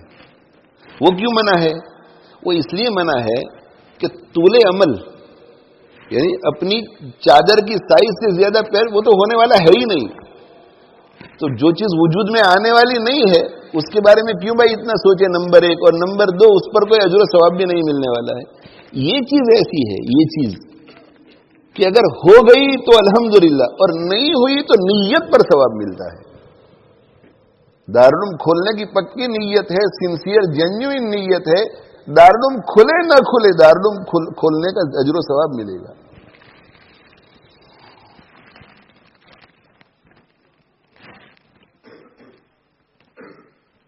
اور حدیث شریف میں آتا ہے کہ ایک شخص کسی چیز کی نیت کرتا ہے اور نیت کر کے پھر اس کو کر بھی لیتا ہے، اور دوسرا آدمی کسی چیز کی نیت کرتا ہے مگر اس کے پاس ریسورسز نہیں ہوتے تو کر نہیں پاتا۔ کیونکہ بہت دفعہ ایسا ہوتا ہے کہ وہ عمل والے سے یہ صرف نیت کرنے والا بہتر ہے۔ نیت المومن خیر من عملہ، سمجھ میں نہیں آئے گا مگر جب اس کی توجیہ بیان کروں گا تو سمجھ میں آئے گا۔ کیا معنی اس کا؟ مولانا احمد صاحب نے نیت کی کہ میں ایک دارالعلوم کھولوں گا، اور ہو گیا 20 سال میں۔ میں نے بھی نیت کی تھی مگر نہیں ہوا۔ تو ظاہر ہے کہ ایک آدمی نیت کرتا ہے تو دارالعلوم کھولنے کی نیت پر بھی اجر و ثواب ملتا ہے، اور دارالعلوم کھل جاتا ہے تو پھر دارالعلوم جو بھی کام کرے گا اس پر الگ ثواب ملتا ہے۔ اور نیت پر تو صرف دارالعلوم کھولنے کا، پورے دارالعلوم چلانے کا، وہ بھی بہت اجر ہے، بہت بڑا اجر ہے، بہت بڑا اجر۔ تو یہ نیت والا کبھی کبھی عمل والے سے بہتر ہوتا ہے۔ کیوں بہتر ہوتا ہے؟ اس لیے کہ جو نیت کرتا ہے اور نیت کے بعد اس عمل کو کرتا بھی ہے، اس پر ریا کا، عجب کا خطرہ ہے، تکبر کا خطرہ ہے نا۔ لیکن نیت کرنے والے کے لیے تو ریا، عجب، کبر کا کوئی خطرہ نہیں ہے، کوئی خطرہ نہیں ہے۔ مولانا احمد صاحب تو آپ کے سامنے کہہ سکتے ہیں کہ الحمدللہ اللہ کا شکر ہے، اور اس نیت سے کہہ سکتے ہیں کہ میں ان کی تعریف حاصل کروں کہ 20 سال کے اندر الحمدللہ ہم نے اتنا بڑا دارالعلوم قائم کیا۔ لیکن بڑی بڑی نیتیں جس کے اندر ہے وہ بیچارہ شو آف کرنے کے لیے کہاں جائے گا کہ الحمدللہ 20 سال سے ہم اپنے اندر، اپنے دل کے اندر اتنا بڑا دارالعلوم قائم کرنے کی نیت لیے ہوئے بیٹھے ہیں، وہ کس کو کہنے کے لیے جائے گا؟ تو اس کا ثواب پکا، وہ عمل والا خطرے میں ہے، پتہ نہیں کس وقت نیت بدل جائے۔ اس لیے لمبا رہنے کی نیت کرنی چاہیے، لمبا رہنے کی نیت کرنی چاہیے۔ مجھے کچھ مہینوں سے، کچھ سالوں سے دنیا میں بالکل دل نہیں لگتا، دل نہیں لگتا، اور والدہ مرحومہ کے انتقال کے بعد تو بالکل ہی دل اٹھ گیا ہے، اور ایسا دل کرتا ہے کہ بس آخرت میں چلے جائیں۔ ابا کو گئے ہوئے بھی بہت سال ہو گئے، ان سے بھی ملاقات ہو جائے گی، اور والدہ مرحومہ سے الگ ہو گئے جب تک دنیا میں تھیں، تو ہر بیٹے کو ایسا ہوتا ہے کہ جیسا ان کا حق تھا وہ ہم ادا نہیں کر سکے محبت کا، تو چلو وہی ان سے پیار کر لیں گے بہت زیادہ جنت ہی میں۔ اور پھر صحابہ سے ملاقات، اولیاء سے ملاقات، ہمارے اساتذہ سے ملاقات، جن بزرگوں سے ہماری ملاقاتیں نہیں ہوئی مگر جن کے علوم سے فیض حاصل کیا ان سے ملاقات، پھر رسول اللہ صلی اللہ علیہ وسلم سے ملاقات، اور پھر آگے اللہ تعالی شانہ سے ملاقات۔ عمل میں تو بہت کمزور ہوں، اس لیے ڈر بھی لگتا ہے کہ پتہ نہیں خاتمہ کیسا ہوگا۔ اللہ راضی ہونے کی حالت میں اٹھائے انشاءاللہ، امید تو یہی ہے کہ اٹھائے گا انشاءاللہ راضی ہونے کی حالت میں، لیکن ہے کہ جانے کو دل کرتا ہے۔ تو پہلے ہی سے میں ان لوگوں کو کہہ رہا تھا، وہ حضرت عمر بن عبد العزیز رحمۃ اللہ علیہ کا ایک قول ہے میں نے کہا میری کیفیت فما انا علی صحبتکم بحریص والی ہے، لیکن والدہ کے جانے کے بعد تو بالکل ہی کیا ہے، لیکن مرنے کی تمنا نہیں کرتا، فوراً دعا کرتا ہوں اللہم احیینی ما کانت الحیات خیرا لی وتوفنی اذا کانت الوفات خیرا لی، اے اللہ جب تک میرے لیے تیرے علم میں زندہ رہنا بہتر ہو اس وقت مجھے زندہ رکھ، اور جس وقت اذا یہ ظرفیہ ہے، وقت کے لیے، کتنی پیاری دعا ہے، وتوفنی اذا، مجھے موت دے جب، جس وقت میرے لیے تیرے علم میں مرنا بہتر ہو، یعنی اس گھڑی میں مجھے اٹھانا کہ جس گھڑی میں تیرے علم کے مطابق میرے لیے اٹھنا بہتر ہو، یہ برکت والی گھڑی ہے، اس گھڑی میں یہ جس جگہ پر ہے وہ بہت اچھی جگہ ہے، اور اس گھڑی میں جس عمل میں یہ مشغول ہے یہ بھی بہت اچھا ہے، اس وقت میں اٹھا لوں اس کو، سبحان اللہ سبحان اللہ۔ ہمارے پیارے آقا صلی اللہ علیہ وسلم کی دعائیں تو بہت جامع، قرآنی دعائیں بھی بہت جامع، پیغمبروں کی دعائیں بھی بہت جامع، اور یہ دعا تو ایک خاص وقت کے لیے سکھائی گئی ہے کہ انسان جب کسی مصیبت میں مبتلا ہوتا ہے، بہت پینفل بیماری ہے، بہت پینفل بیماری، یا کسی جگہ پر قیدی ہو گیا ہے اور اسے ٹورچر کیا جا رہا ہے، اعاذنا اللہ من ذلک، اللہ پناہ عطا فرمائے مصائب سے، تکلیفوں سے، پریشانیوں سے، اور وہ زندگی سے بیزار ہو جاوے اور موت کی تمنا کرنے لگے، موت کی تمنا تو کہتے کہ ناجائز نہیں ہے، تکلیفوں سے گھبرا کر موت کی تمنا کرنا اور مرنے کی تمنا کرنا جائز نہیں، اس لیے کہ اللہ کی تقدیر سے ناراض ہونا ہے، لیکن ہیومن نیچر ہے نا کہ جب اوور ویلمڈ ہو جائے، مغلوب ہو جائے حالات سے، تو اس کا دل یہ کرتا ہے کہ اللہ مجھے اٹھا لے، تو کہا نہ ایسا نہیں دعا کرنے کی، یہ جائز نہیں ہے، یہ جائز نہیں ہے، موت سے، بیماری سے، تکلیف سے، دشمن سے گھبرا کر موت کی تمنا کرنا یہ جائز نہیں ہے۔ ہاں کب جائز ہے دعا کرنا؟ جب انسان کو یہ ڈر لگے کہ اگر میں مزید زندہ رہا تو دنیا اتنی بگڑ گئی ہے، لیسٹر اتنا بگڑ گیا ہے، ہائی فیلڈز کا ماحول اتنا خراب ہو گیا ہے کہ شاید میں مرتد ہو جاؤں، شاید میں گناہوں میں مبتلا ہو جاؤں، اس وقت اگر آپ کہیں کہ اللہ مجھے اٹھا لے، اس دنیا میں رہنے سے اچھا تو یہ ہے کہ مجھے تو اٹھا لے، میں نافرمانی کو نہیں چاہتا، میں دین کو چھوڑنا نہیں چاہتا، یہ جائز ہے۔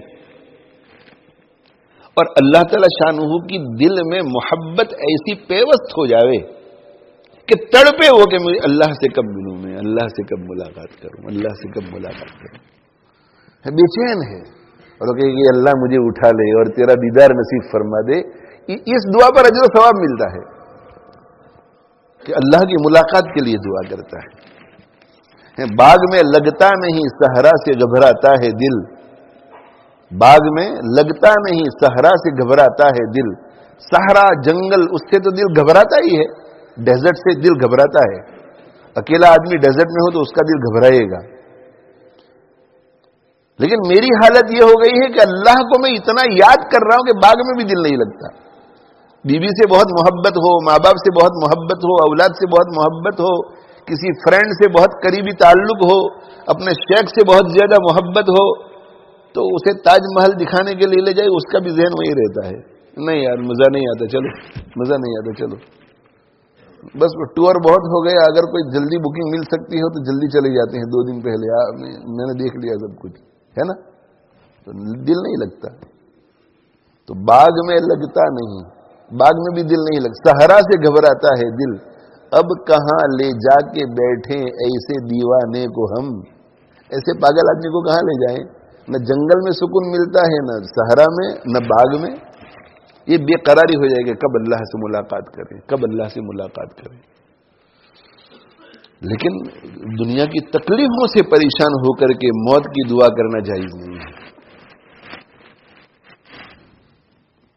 بعض صحابہ سے مروی ہے، ان کو ایسی بیماریاں ہوئی تھیں، اور اللہ تعالی شانہ بیماریاں اپنوں کو دیتے ہیں، اگر مومن ہے، ایمان والا ہے اور بیماری اللہ دیتے ہیں، یہ نعمت ہے، بہت بڑی نعمت، اللہ ہی بہتر جانتے ہیں کہ اللہ کیا دینا چاہتے ہیں۔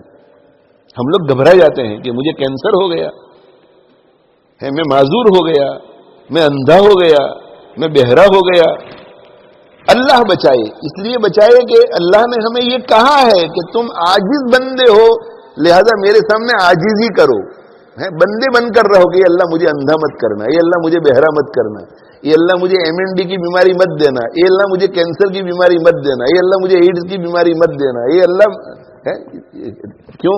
اس لیے اگر یہ بندہ ایسا کہے کہ کوئی حرج نہیں، اگر اندھا بھی ہو جاؤں تو کیا حرج ہے، یہ بندہ نہیں ہے، یہ دادا گیری ہے، تو عاجزی، یہ اللہ عاجزی،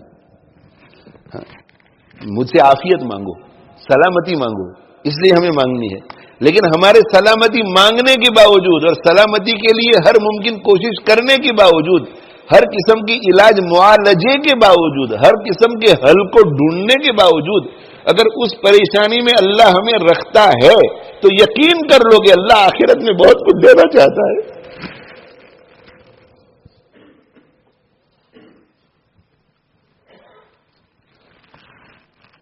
اللہ اپنوں کو تکلیف سے گزارتا ہے۔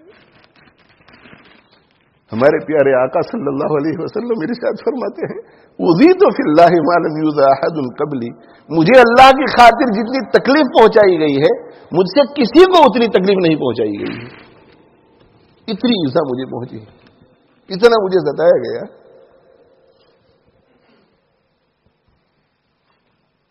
آپ کے قلب مبارک میں کتنی لطافت ہوگی، قلب الطف، ایسا لطیف قلب، لطیف قلب، اب اس کا ترجمہ میں کیا کروں اردو اور انگلش میں، لطیف قلب ہے، اتنا صاف ستھرا، جو چیز جتنی صاف ستھری ہوتی ہے اتنی وہ لطیف ہوتی ہے۔ دل جو ہے، دل میں گناہ ہوتا ہے تو یہ کثیف ہوتی ہے، کثیف یعنی بھاری ہوتی ہے، بھاری، جیسے ایک کپڑا ہے، کپڑے میں خون لگ جائے، کپڑے میں پاخانہ لگ جائے تو ہیوی ہو جاتا ہے کپڑا، دیکھنے میں بھی لگتا ہے کہ، اور اسے آپ پھر دھو ڈالو، اور وہ ریشم کا کپڑا ہو، اب دیکھو کہ کتنا لطیف ہو گیا، سافٹ ہو گیا، باریک ہو گیا، نرم ہو گیا، پتلا پتلا لگتا ہے، یہ لطیف۔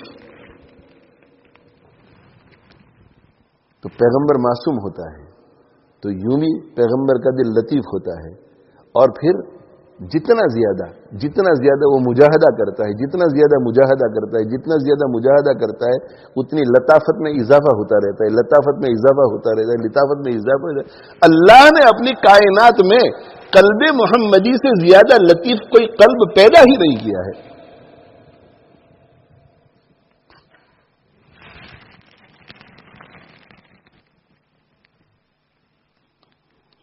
حضرت شیخ الحدیث مولانا زکریا صاحب رحمۃ اللہ علیہ فرماتے ہیں کہ غارِ ہیرا میں حضرت جبریل نے آپ کو 3 مرتبہ دبویا، 3 مرتبہ بھیجا، 3 مرتبہ سینے سے لگایا۔ جب ملاقات ہوئی تو نسبت انعکاسی، پہلی نسبت حاصل ہو گئی، اور پھر پہلی مرتبہ سینے سے لگایا، دونوں قلب ساتھ ہوئے تو نسبت القائی، 4 نسبتیں ہوتی ہے روحانیت کی، اور تیسری مرتبہ جب دوسری مرتبہ دبایا تو دوسری مرتبہ دبانے سے نسبت اصلاحی، اور تیسری مرتبہ دبایا تو نسبت اتحادی۔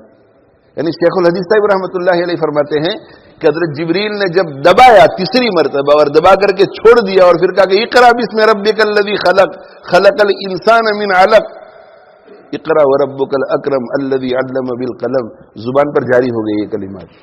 حضرت شیخ فرماتے ہیں کہ اس وقت حضرت جبریل جس روحانیت کے مقام پر تھے اسی مقام پر اللہ کے نبی پہنچے ہوئے تھے، دونوں اتحاد ہو گئے، اتحادی، نسبت اتحادی۔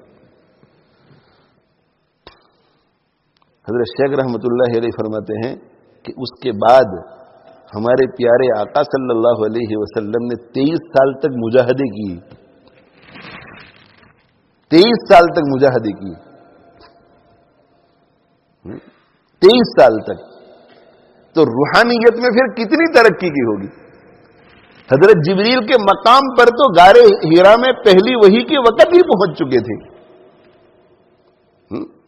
اسی وجہ سے 10-11 سال کے بعد جب آپ کو معراج نصیب ہوتی ہے تو 10 سال کے مجاہدے نے جبریل سے آپ کو اتنا آگے کر دیا تھا کہ سدرۃ المنتہا پر جو پہنچے نبی، سر جھکا کر کے جبریل کہنے لگے اے حبیب خدا اب سوا آپ کے آگے جائے گا جو بھی وہ جل جائے گا۔ کہا کہ آپ میں اور میرے اندر بہت فرق ہے، بہت فرق ہے. یہ غار ہیرا نہیں ہے، یہ ہم بہت آگے چلے گئے ہیں. آپ نے 10 سال مجاہدے کیے ہیں، 10 سال کے مجاہدے کے نتیجے میں آپ اتنے اونچے ہو گئے ہیں کہ یہ جو سدرۃ المنتہا ہے، اس سے آگے آج تک نہ کوئی مخلوق گئی ہے نہ آئندہ کوئی جائے گی. اس لیے کہ اس کو کراس کرنے کے لیے جس قلبی روحانی قوت کی ضرورت ہے، اللہ نے آج تک اس مقام تک کسی کو پہنچایا ہی نہیں ہے. 10 سال کے بعد یہ حالت ہے، اور مزید اس پر 13 سال، تو روحانیت میں کتنا اونچا مقام ہوا ہوگا. تو جو جتنی ترقی کرتا ہے تقوی میں، روحانیت میں، اس کا دل اتنا ہی لطیف ہوتا چلا جاتا ہے. لطیف لطیف لطیف. اور جب کوئی چیز لطیف، یہ لطیف سختی کی اپوزٹ ہے. گناہ کرتا ہے تو دل سخت ہوتا ہے، نیکی کرتا ہے تو دل لطیف. سخت دل میں تکلیف نہیں پہنچتی، غم نہیں ہوتا، اور لطیف دل میں بہت غم ہوتا ہے. اس لیے چھوٹی چھوٹی باتوں پر بھی آپ کو بہت تکلیف ہوتی تھی. تو چھوٹی چھوٹی باتیں نہیں، بہت بڑی بڑی باتیں پیش آتی تھی، بڑی بڑی باتیں. اسی سے یہ اشکال دور ہو جاتا ہے کہ پہلے انبیاء علیہم الصلوۃ والسلام کو جن تکلیفوں سے گزارا گیا، ان تکلیفوں سے تو آپ گزرے نہیں تھے، پھر بھی آپ یہ کیوں فرماتے ہیں کہ اذیت فی اللہ ما لم یؤذ احد قبلی؟ ان کی تکلیفیں آپ کی تکلیف سے صورتاً بڑی تھی، مگر قلب محمدی جتنا لطیف تھا اتنے لطیف ان کے قلوب نہیں تھے. اس وجہ سے آپ کو جن چھوٹی تکلیفوں، جن چھوٹی مصیبتوں کی وجہ سے بھی ایذا پہنچتی تھی، جس مقدار میں، اس مقدار میں ان کو بڑی تکلیفوں سے بھی نہیں پہنچتی تھی.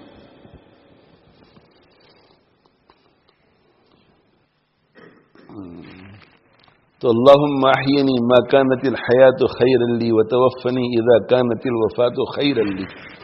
آخرت میں جانے کا. تو جو بیمار ہوتے ہیں، بیمار ہوتے ہیں، ان کو تکلیف، تو نبی صلی اللہ علیہ وسلم کو، ہاں، تو جسے اللہ کچھ دینا چاہتے ہیں اسے تکلیفوں سے گزارتے ہیں. تو جو لوگ کسی بھی پریشانی میں مبتلا ہیں، اولاد سے پریشان ہیں، آپ پوری کوشش کرو گے وہ پریشانی دور ہو جائے، اس کے لیے سارے جائز طریقے استعمال کرو. آپ کسی مقدمے میں پھنسے ہوئے ہیں، پوری کوشش کرو. جیل میں بیٹھے ہوئے ہیں، پوری کوشش کرو.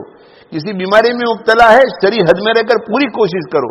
لیکن آپ کی تمام تر کوششوں کے باوجود بھی اگر آپ اچھے نہ ہوں تو پھر آپ کو یقین ہونا چاہیے کہ اللہ مجھے بہت کچھ دینا چاہتا ہے، اللہ مجھے بہت کچھ دینا چاہتا ہے، اللہ مجھے بہت کچھ دینا چاہتا ہے.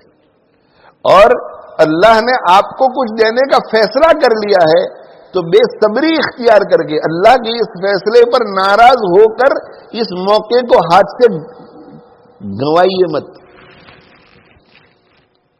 رونا آ جائے کوئی حرج نہیں، رونا آ جائے. دل غمگین ہو تو کوئی حرج نہیں کہ مجھے بہت درد ہو رہا ہے، بہت تکلیف ہو رہی ہے، میں چل پھر نہیں سکتی، بستر سے اٹھ نہیں سکتی، مجھے کوئی اس میں کوئی ہے. یہ نیچرل ہے، یہ نیچرل ہے. مگر ذہن میں دل دماغ یہ کہے کہ اگرچہ مجھے تکلیف ہو رہی ہے، اگرچہ میں پریشان ہوں، لیکن اللہ جو کچھ کرتا ہے صحیح کرتا ہے. اللہ کا ہر فیصلہ مجھے منظور ہے، میں راضی ہوں اللہ کے اس فیصلے پر، اللہ کے اس فیصلے پر راضی ہوں. ایک صحابی رضی اللہ تعالیٰ عنہ صاحب فراش ہو گئے تھے اور کتنے سالوں تک بالکل اٹھ نہیں سکے، بالکل اٹھ نہیں سکے، مگر چہرہ ان کا بالکل تر و تازہ، بالکل فریش، بالکل ہسموخ ہر وقت. تو کسی نے پوچھا کہ آپ اتنے سالوں سے بیمار ہیں، ایسے ہی پڑے ہوئے ہیں، اور کیا بات ہے کہ آپ کے چہرے پر کوئی تغیر نہیں آتا؟ تو کہنے لگے کہ اصل میں بات یہ ہے کہ اللہ آسمان سے اللہ فرشتوں کو نازل فرماتے ہیں، اور وہ فرشتے مجھ سے مسافہ کر کے جاتے ہیں روزانہ. فرشتے روزانہ مسافہ کر کے جاتے ہیں. وہ برکتیں اتنی ہوتی ہے کہ میں بیماری کی حالت میں بالکل تر و تازہ رہتا ہوں. آپ سوچئے نا کہ اللہ جل جلالہ عمر ایک مدرسے کا محتمم ہو اور وہ کسی طالب علم کو کہے کہ بیٹا ادھر آؤ، کہاں جا رہے ہیں؟ تو وہ کہے کہ ہم سب کی چھٹی ہے، گھر جا رہے ہیں. اب تم مت جاؤ گھر، یہیں رہو، یہیں رہو، نہیں جانے کا تم کو گھر. اور طالب علم سمجھدار ہے، نیک ہے، دیندار ہے، ٹھیک ہے اگر آپ کا حکم ہے تو طبیعت میں ناراضگی تو ہوگی نا. ناراضگی کیا دکھ ہوگا کہ یار ماں باپ سے ملنا تھا، بھائی بہنوں سے ملنا تھا، گھر میں اچھا اچھا کھانا ملتا، مدرسے میں چھٹی نہیں مل رہی ہے. دکھ یہ تو فطری چیز ہے، نیچرلی ہے. لیکن عقل کیا کہتی ہے کہ نہیں میرے استاد محترم ہے، یہ میرے لیے اچھا فیصلہ ہی کر سکتے ہیں، میرے لیے تو وہ رہے گا۔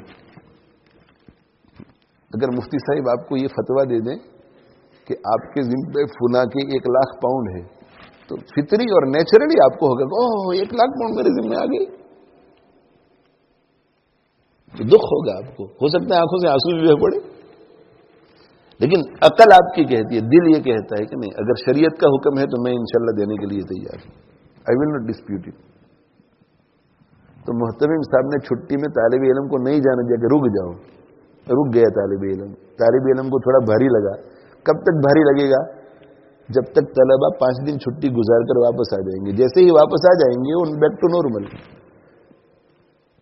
لیکن جب بھی محتمم صاحب کی اس پر نظر پڑے گی تو محتمم صاحب کا دل کتنا خوش ہوگا کہ میرے فیصلے پر اس نے اپنے فیصلے کو قربان کر دیا۔ اسی طرح ہم کچھ چاہتے ہیں، علاج بھی کرتے ہیں، دوائیں بھی کرتے ہیں، دعائیں بھی کرتے ہیں، لوئروں کو ہائر بھی کرتے ہیں، سب کچھ کرتے ہیں، مگر پھر بھی اللہ ہمیں کامیابی نہیں دیتا، اور پھر بھی ہم کہتے ہیں کہ انا للہ و انا الیہ راجعون۔ یہ اللہ ہم بس آپ کے ساتھ، آپ جو فیصلہ کریں ہم آپ کے ساتھ ہیں۔ تو اللہ تعالیٰ شانو کتنا خوش ہوتا ہوگا کہ میرے بندے نے اپنے فیصلے کو میرے فیصلے کے تابع کر دیا ہے۔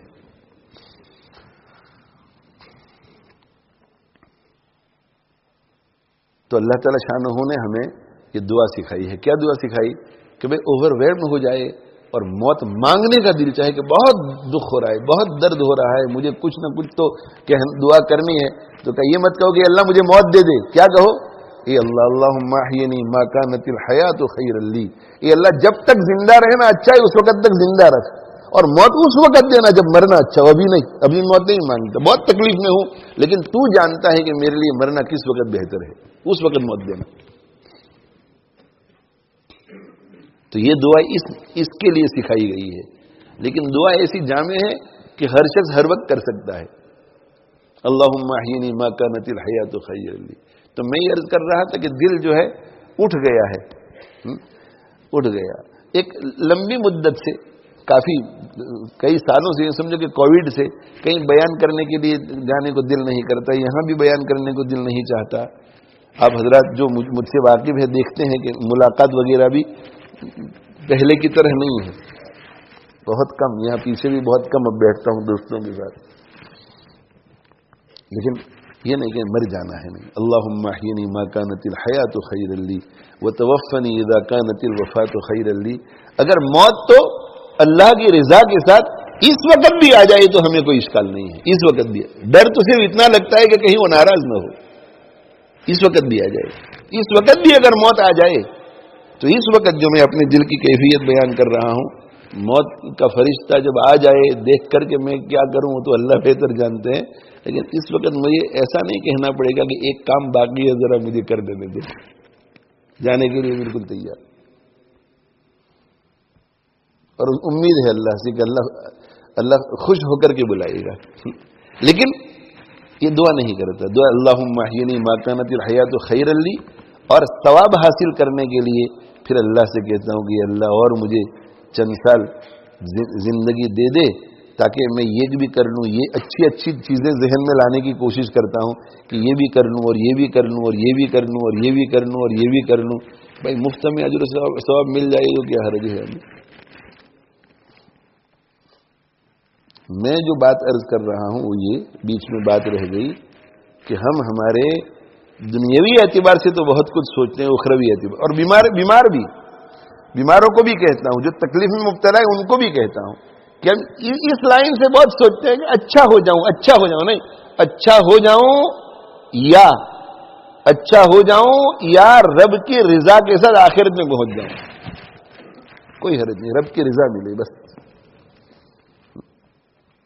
رب کی رضا کوئی حرج نہیں، وہ اس کے لیے بھی ہم تیار ہیں۔ تو دنیاوی اعتبار سے تو ہم بہت کچھ سوچتے ہیں، اخروی اعتبار سے بھی سوچو۔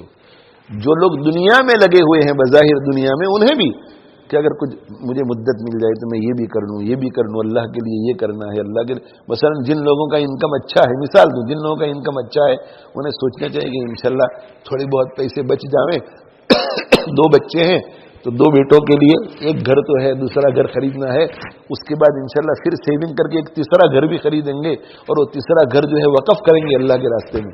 نیت کر لو, اگر ہوا تو اچھا ہے, نہیں ہوا تو آخرت میں اجر ملے گا. اللہ عمر دے دے, ابھی تو میں کام کر رہا ہوں اور 65 سال کی عمر میں ریٹائرڈ ہو جاؤں گا, کام کاج سے فارغ ہو جاؤں گا, پھر انشاءاللہ ہر سال عمرہ کیا کریں گے, ہر سال انشاءاللہ حج کے لیے جائیں گے. ابھی تو کام کاج ہے, اس لیے روزانہ 1 سپارہ ہی پڑھ سکتا ہوں. انشاءاللہ جب ریٹائرڈ ہو جائیں گے, کام کاج سے اب 2-4 سال ہی باقی رہ گئے ہیں, اللہ عمر پھر انشاءاللہ روزانہ 5-5 سپارے پڑھا کریں گے.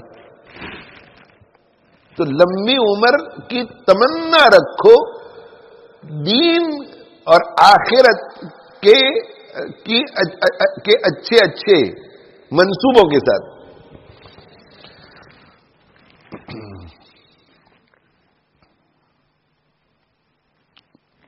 تو میں یہ عرض کر رہا تھا, اصل جو بات چلی تھی وہ یہاں سے چلی تھی کہ ہمیں ادھر ادھر کے مشغلوں میں اپنے اوقات کو ضائع نہیں کرنا چاہیے. صحبت یا خلوت, صحبت یا خلوت. خانقاہ میں جاؤ, کوئی بھی اپنے شیخ کی خانقاہ میں جائے تو کیا صحبت یا خلوت, صحبت یا خلوت. بس یا تو جس کے پاس آپ گئے ہیں فائدہ اٹھانے کے لیے اس کے پاس بیٹھو, صحبت, ہاں, اس سے سیکھو, اس سے فائدہ اٹھاؤ, یا پھر خلوت. میری تو یہ بہت تمنا ہے کہ جو لوگ ہمارے ہاں آئے خانقاہ میں, بس وہ اپنے کام میں لگے ہوئے ہیں. ہمارے بلیک بن والے حافظ عابد صاحب رحمہ اللہ تعالی, اللہ ان کو غریق رحمت کرے, 38 سال کی عمر میں چلے گئے, اور میں نے کہا کہ 60-70% لوگ اکیڈمی میں ابھی بھی پوچھ رہے ہیں کہ حافظ عابد کون ہے.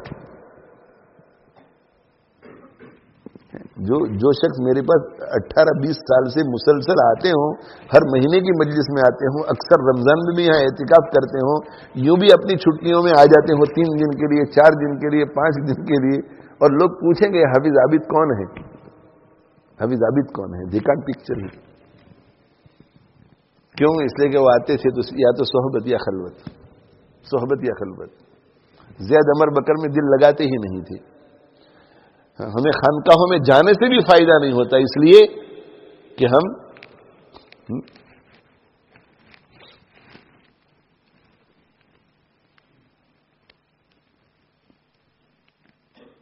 حب لیلا کر کے دیکھا, حب مولا کر کے دیکھ, ذکر لیلا کر کے دیکھا, ذکر مولا کر کے دیکھ, فکر دنیا کر کے دیکھا, فکر عقبہ کر کے دیکھ. دنیا کی تو بہت فکر کی, اب ذرا آخرت کی فکر کر کے دیکھو. جو دنیا کی فکر کرتا ہے, دنیا کی فکر کرتا ہے, اسے آخرت بھی نہیں ملتی, اور جو دنیا ملتی ہے وہ بھی ہاتھ سے چلی جاتی ہے. اور جو آخرت کی فکر کرتا ہے, اللہ اسے آخرت بھی دیتا ہے اور دنیا بھی دیتا ہے, دونوں دیتا ہے. تو اللہ تعالی شانہ مجھے آپ کو عمل کی توفیق عطا فرماوے. پتہ نہیں ابتدا میں نے کس سے کی تھی بالکل شروع میں, اللہ تعالی شانہ ہمیں عمل کی توفیق دے. تو میں نے شروع یہ کیا تھا کہ بھائی یہ جو قصے سنائے جا رہے ہیں, آخری وقت کے جو قصے سنائے جا رہے ہیں, تو یہ حسن خاتمے کے, تو اس کو پڑھ کر کے ہمیں سبق لینا ہے, اور سبق لے کر کے اپنے آپ کو اس میں کھپانا ہے. اور خانقاہ میں جب بھی جاؤ کسی شیخ کے یہاں, تو دعوت و تبلیغ میں بھی جاؤ تو وہاں بھی یا تو اپنے تبلیغی اعمال میں لگو, اور تبلیغی عمل سے فارغ ہو گئے تو پھر خلوت, خود عمل میں لگو. اب تبلیغی عمل, اجتماعی عمل نہیں تو پھر انفرادی عمل میں لگو. انٹریکشن نہیں, انٹریکشن کی وجہ سے برباد ہو جائے گی سب چیزیں. عمرے کے لیے جاؤ, حج کے لیے جاؤ, تو جس وقت جو اجتماعی عمل کرنا ہے وہ کر لو, اور اس کے بعد انٹریکشن نہیں. اگر کچھ پانا چاہتے ہیں, کچھ حاصل کرنا چاہتے ہیں, اس لیے کہ یہ انٹریکشن ہے وہ لایانی تک پہنچاتے ہیں, اور لایانی جو ہے وہ گناہ تک پہنچاتے ہیں. اللہ تعالی شانہ مجھے آپ کو عمل کی توفیق عطا فرمائے. اللہ مجھے آپ کو عمل کی توفیق عطا فرمائے. اللہ مجھے آپ کو عمل کی توفیق عطا فرمائے. اللہ تعالی آئندہ کل جو 24 گھنٹے کا اجتماع ہے اسے بے انتہا قبول فرماوے, اسے نافع بنائے, اور آنے والوں کو سب کو اللہ برکتوں سے مالا مال کرے. اور اللہ تعالی ہم سب کے لیے روحانیت کے فیصلے فرمائے. اور اللہ تعالی شانہ ہم سب قبولیت سے نوازے. وآخر دعوانا الحمدللہ رب العالمین وصلی اللہ علی نبینا محمد وعلی آلہ واصحابہ اجمعین. اللهم لك الحمد كما أنت أهله فصل وسلم على سيدنا محمد كما أنت أهله وافعل بنا ما أنت أهله فإنك أهل التقوى وأهل المغفرة. ربنا اغفر لنا وتب علينا إنك أنت التواب الرحيم. ربنا اغفر لنا وتب علينا إنك أنت التواب الرحيم. ربنا اغفر لنا وتب علينا إنك أنت التواب الرحيم. اللهم بارك لنا فيما عاتيتنا وقنا واصرف عنا شر ما قضيت لنا. اللهم الطف بنا في تيسير كل عسير فإن تيسير كل عسير عليك يسير. اللهم أحسن عاقبتنا في الأمور كلها وأجرنا من خزي الدنيا وعذاب الآخرة. اللهم آت نفوسنا تقواها وزكها أنت خير من زكاها أنت وليها ومولاها. اللهم أصلح لنا شأننا كله ولا تكلنا إلى أنفسنا طرفة عين ولا تنزع منا صالح ما عاتيتنا. اللهم وفقنا لما تحب وترضى. اللهم وفقنا لما تحب وترضى. اللهم وفقنا لما تحب وترضى واجعل آخرتنا خيرا من الأولى. اللهم زينا بزينة الإيمان واجعلنا هداة مهتدين. اللهم رب ارحمهما كما ربياني صغيرا. اللهم اجعل حركاتنا وسكناتنا كلها في محبتك وتقواك. اللهم اجعل حبك أحب الأشياء إلينا. اللهم اجعل حبك أحب إلينا من أنفسنا ومن أهلنا ومن الماء البارد. اللهم إنا نسألك حبك وحب من يحبك والعمل الذي يبلغنا حبك. اللهم لا تؤمنا مكرك ولا تنسنا ذكرك ولا تهتك عنا سترك ولا تجعلنا من الغافلين. اللهم اجعل مسابس قلوبنا خشيتك وذكرك. اللهم افتح أقفال قلوبنا بذكرك. اللهم اجعلنا من الذاكرين الله كثيرا. اللهم اهدنا بفضلك فيمن هديت وعافنا فيمن عافيت وتولنا فيمن توليت وبارك لنا فيما عاتيت وقنا واصرف عنا شر ما قضيت فإنك تقضي ولا يقضى عليك إنه لا يذل من واليت ولا يعز من عاديت تباركت ربنا وتعاليت. نستغفرك اللهم ونتوب إليك. اللهم اغفر للمؤمنين والمؤمنات والمسلمين والمسلمات وألف بين قلوبهم وأصلح ذات بينهم وانصرهم على عدوك وعدوهم. اللهم اجمع كلمتهم على الحق ووحد صفوفهم. اللهم أنقذ إخواننا المسلمين المظلومين في كل مكان. اللهم انصرهم ولا تنصر عليهم. اللهم امكر لهم ولا تمكر عليهم. اللهم زدهم ولا تنقصهم ولا تسلط عليهم من لا يرحمهم ولا يخافك فيهم. اللهم احفظ الحرمين الشريفين والمسجد الأقصى المبارك واجعل اللهم آمنة مطمئنة وسائر بلاد المسلمين. اللهم إنا نسألك الهدى والتقى والعفاف والغنى. اللهم إنا نسألك فعل الخيرات وترك المنكرات وحب المساكين وأن تغفر لنا وترحمنا. اللهم إنا نسألك عيشة نقية وميتة سوية ومردا غير مخزٍ ولا فاضح. توفنا مسلمين والحقنا بالصالحين واجعل لنا لسان صدق في الآخرين واجعلنا من ورثة جنة النعيم. اللهم من أحييته منا فأحيه على الإسلام ومن توفيته منا فتوفه على الإيمان. اللهم اشف مرضانا وارحم موتانا. اللهم اشف مرضانا وارحم موتانا. اللهم اشف مرضانا وارحم موتانا. اللهم اجعل خير أعمالنا خواتيمها وخير أعمالنا أواخرها وخير أيامنا يوم نلقاك فيه يا ولي الإسلام وأهله. ثبتنا به حتى نلقاك.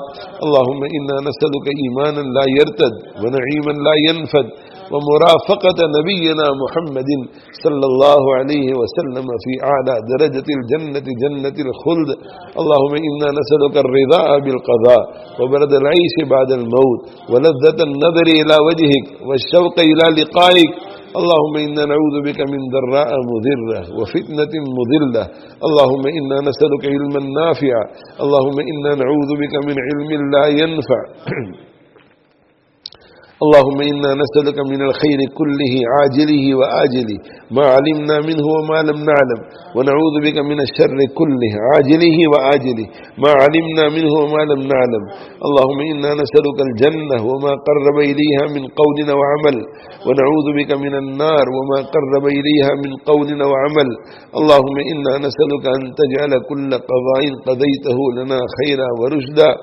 ربنا آتنا في الدنيا حسنة وفي الآخرة حسنة وقنا عذاب النار. ربنا تقبل منا إنك أنت السميع العليم وتب علينا إنك أنت التواب الرحيم. وصلى الله تعالى على خير خلقه سيدنا ومولانا محمد وآله وصحبه أجمعين برحمتك يا أرحم الراحمين. آمين.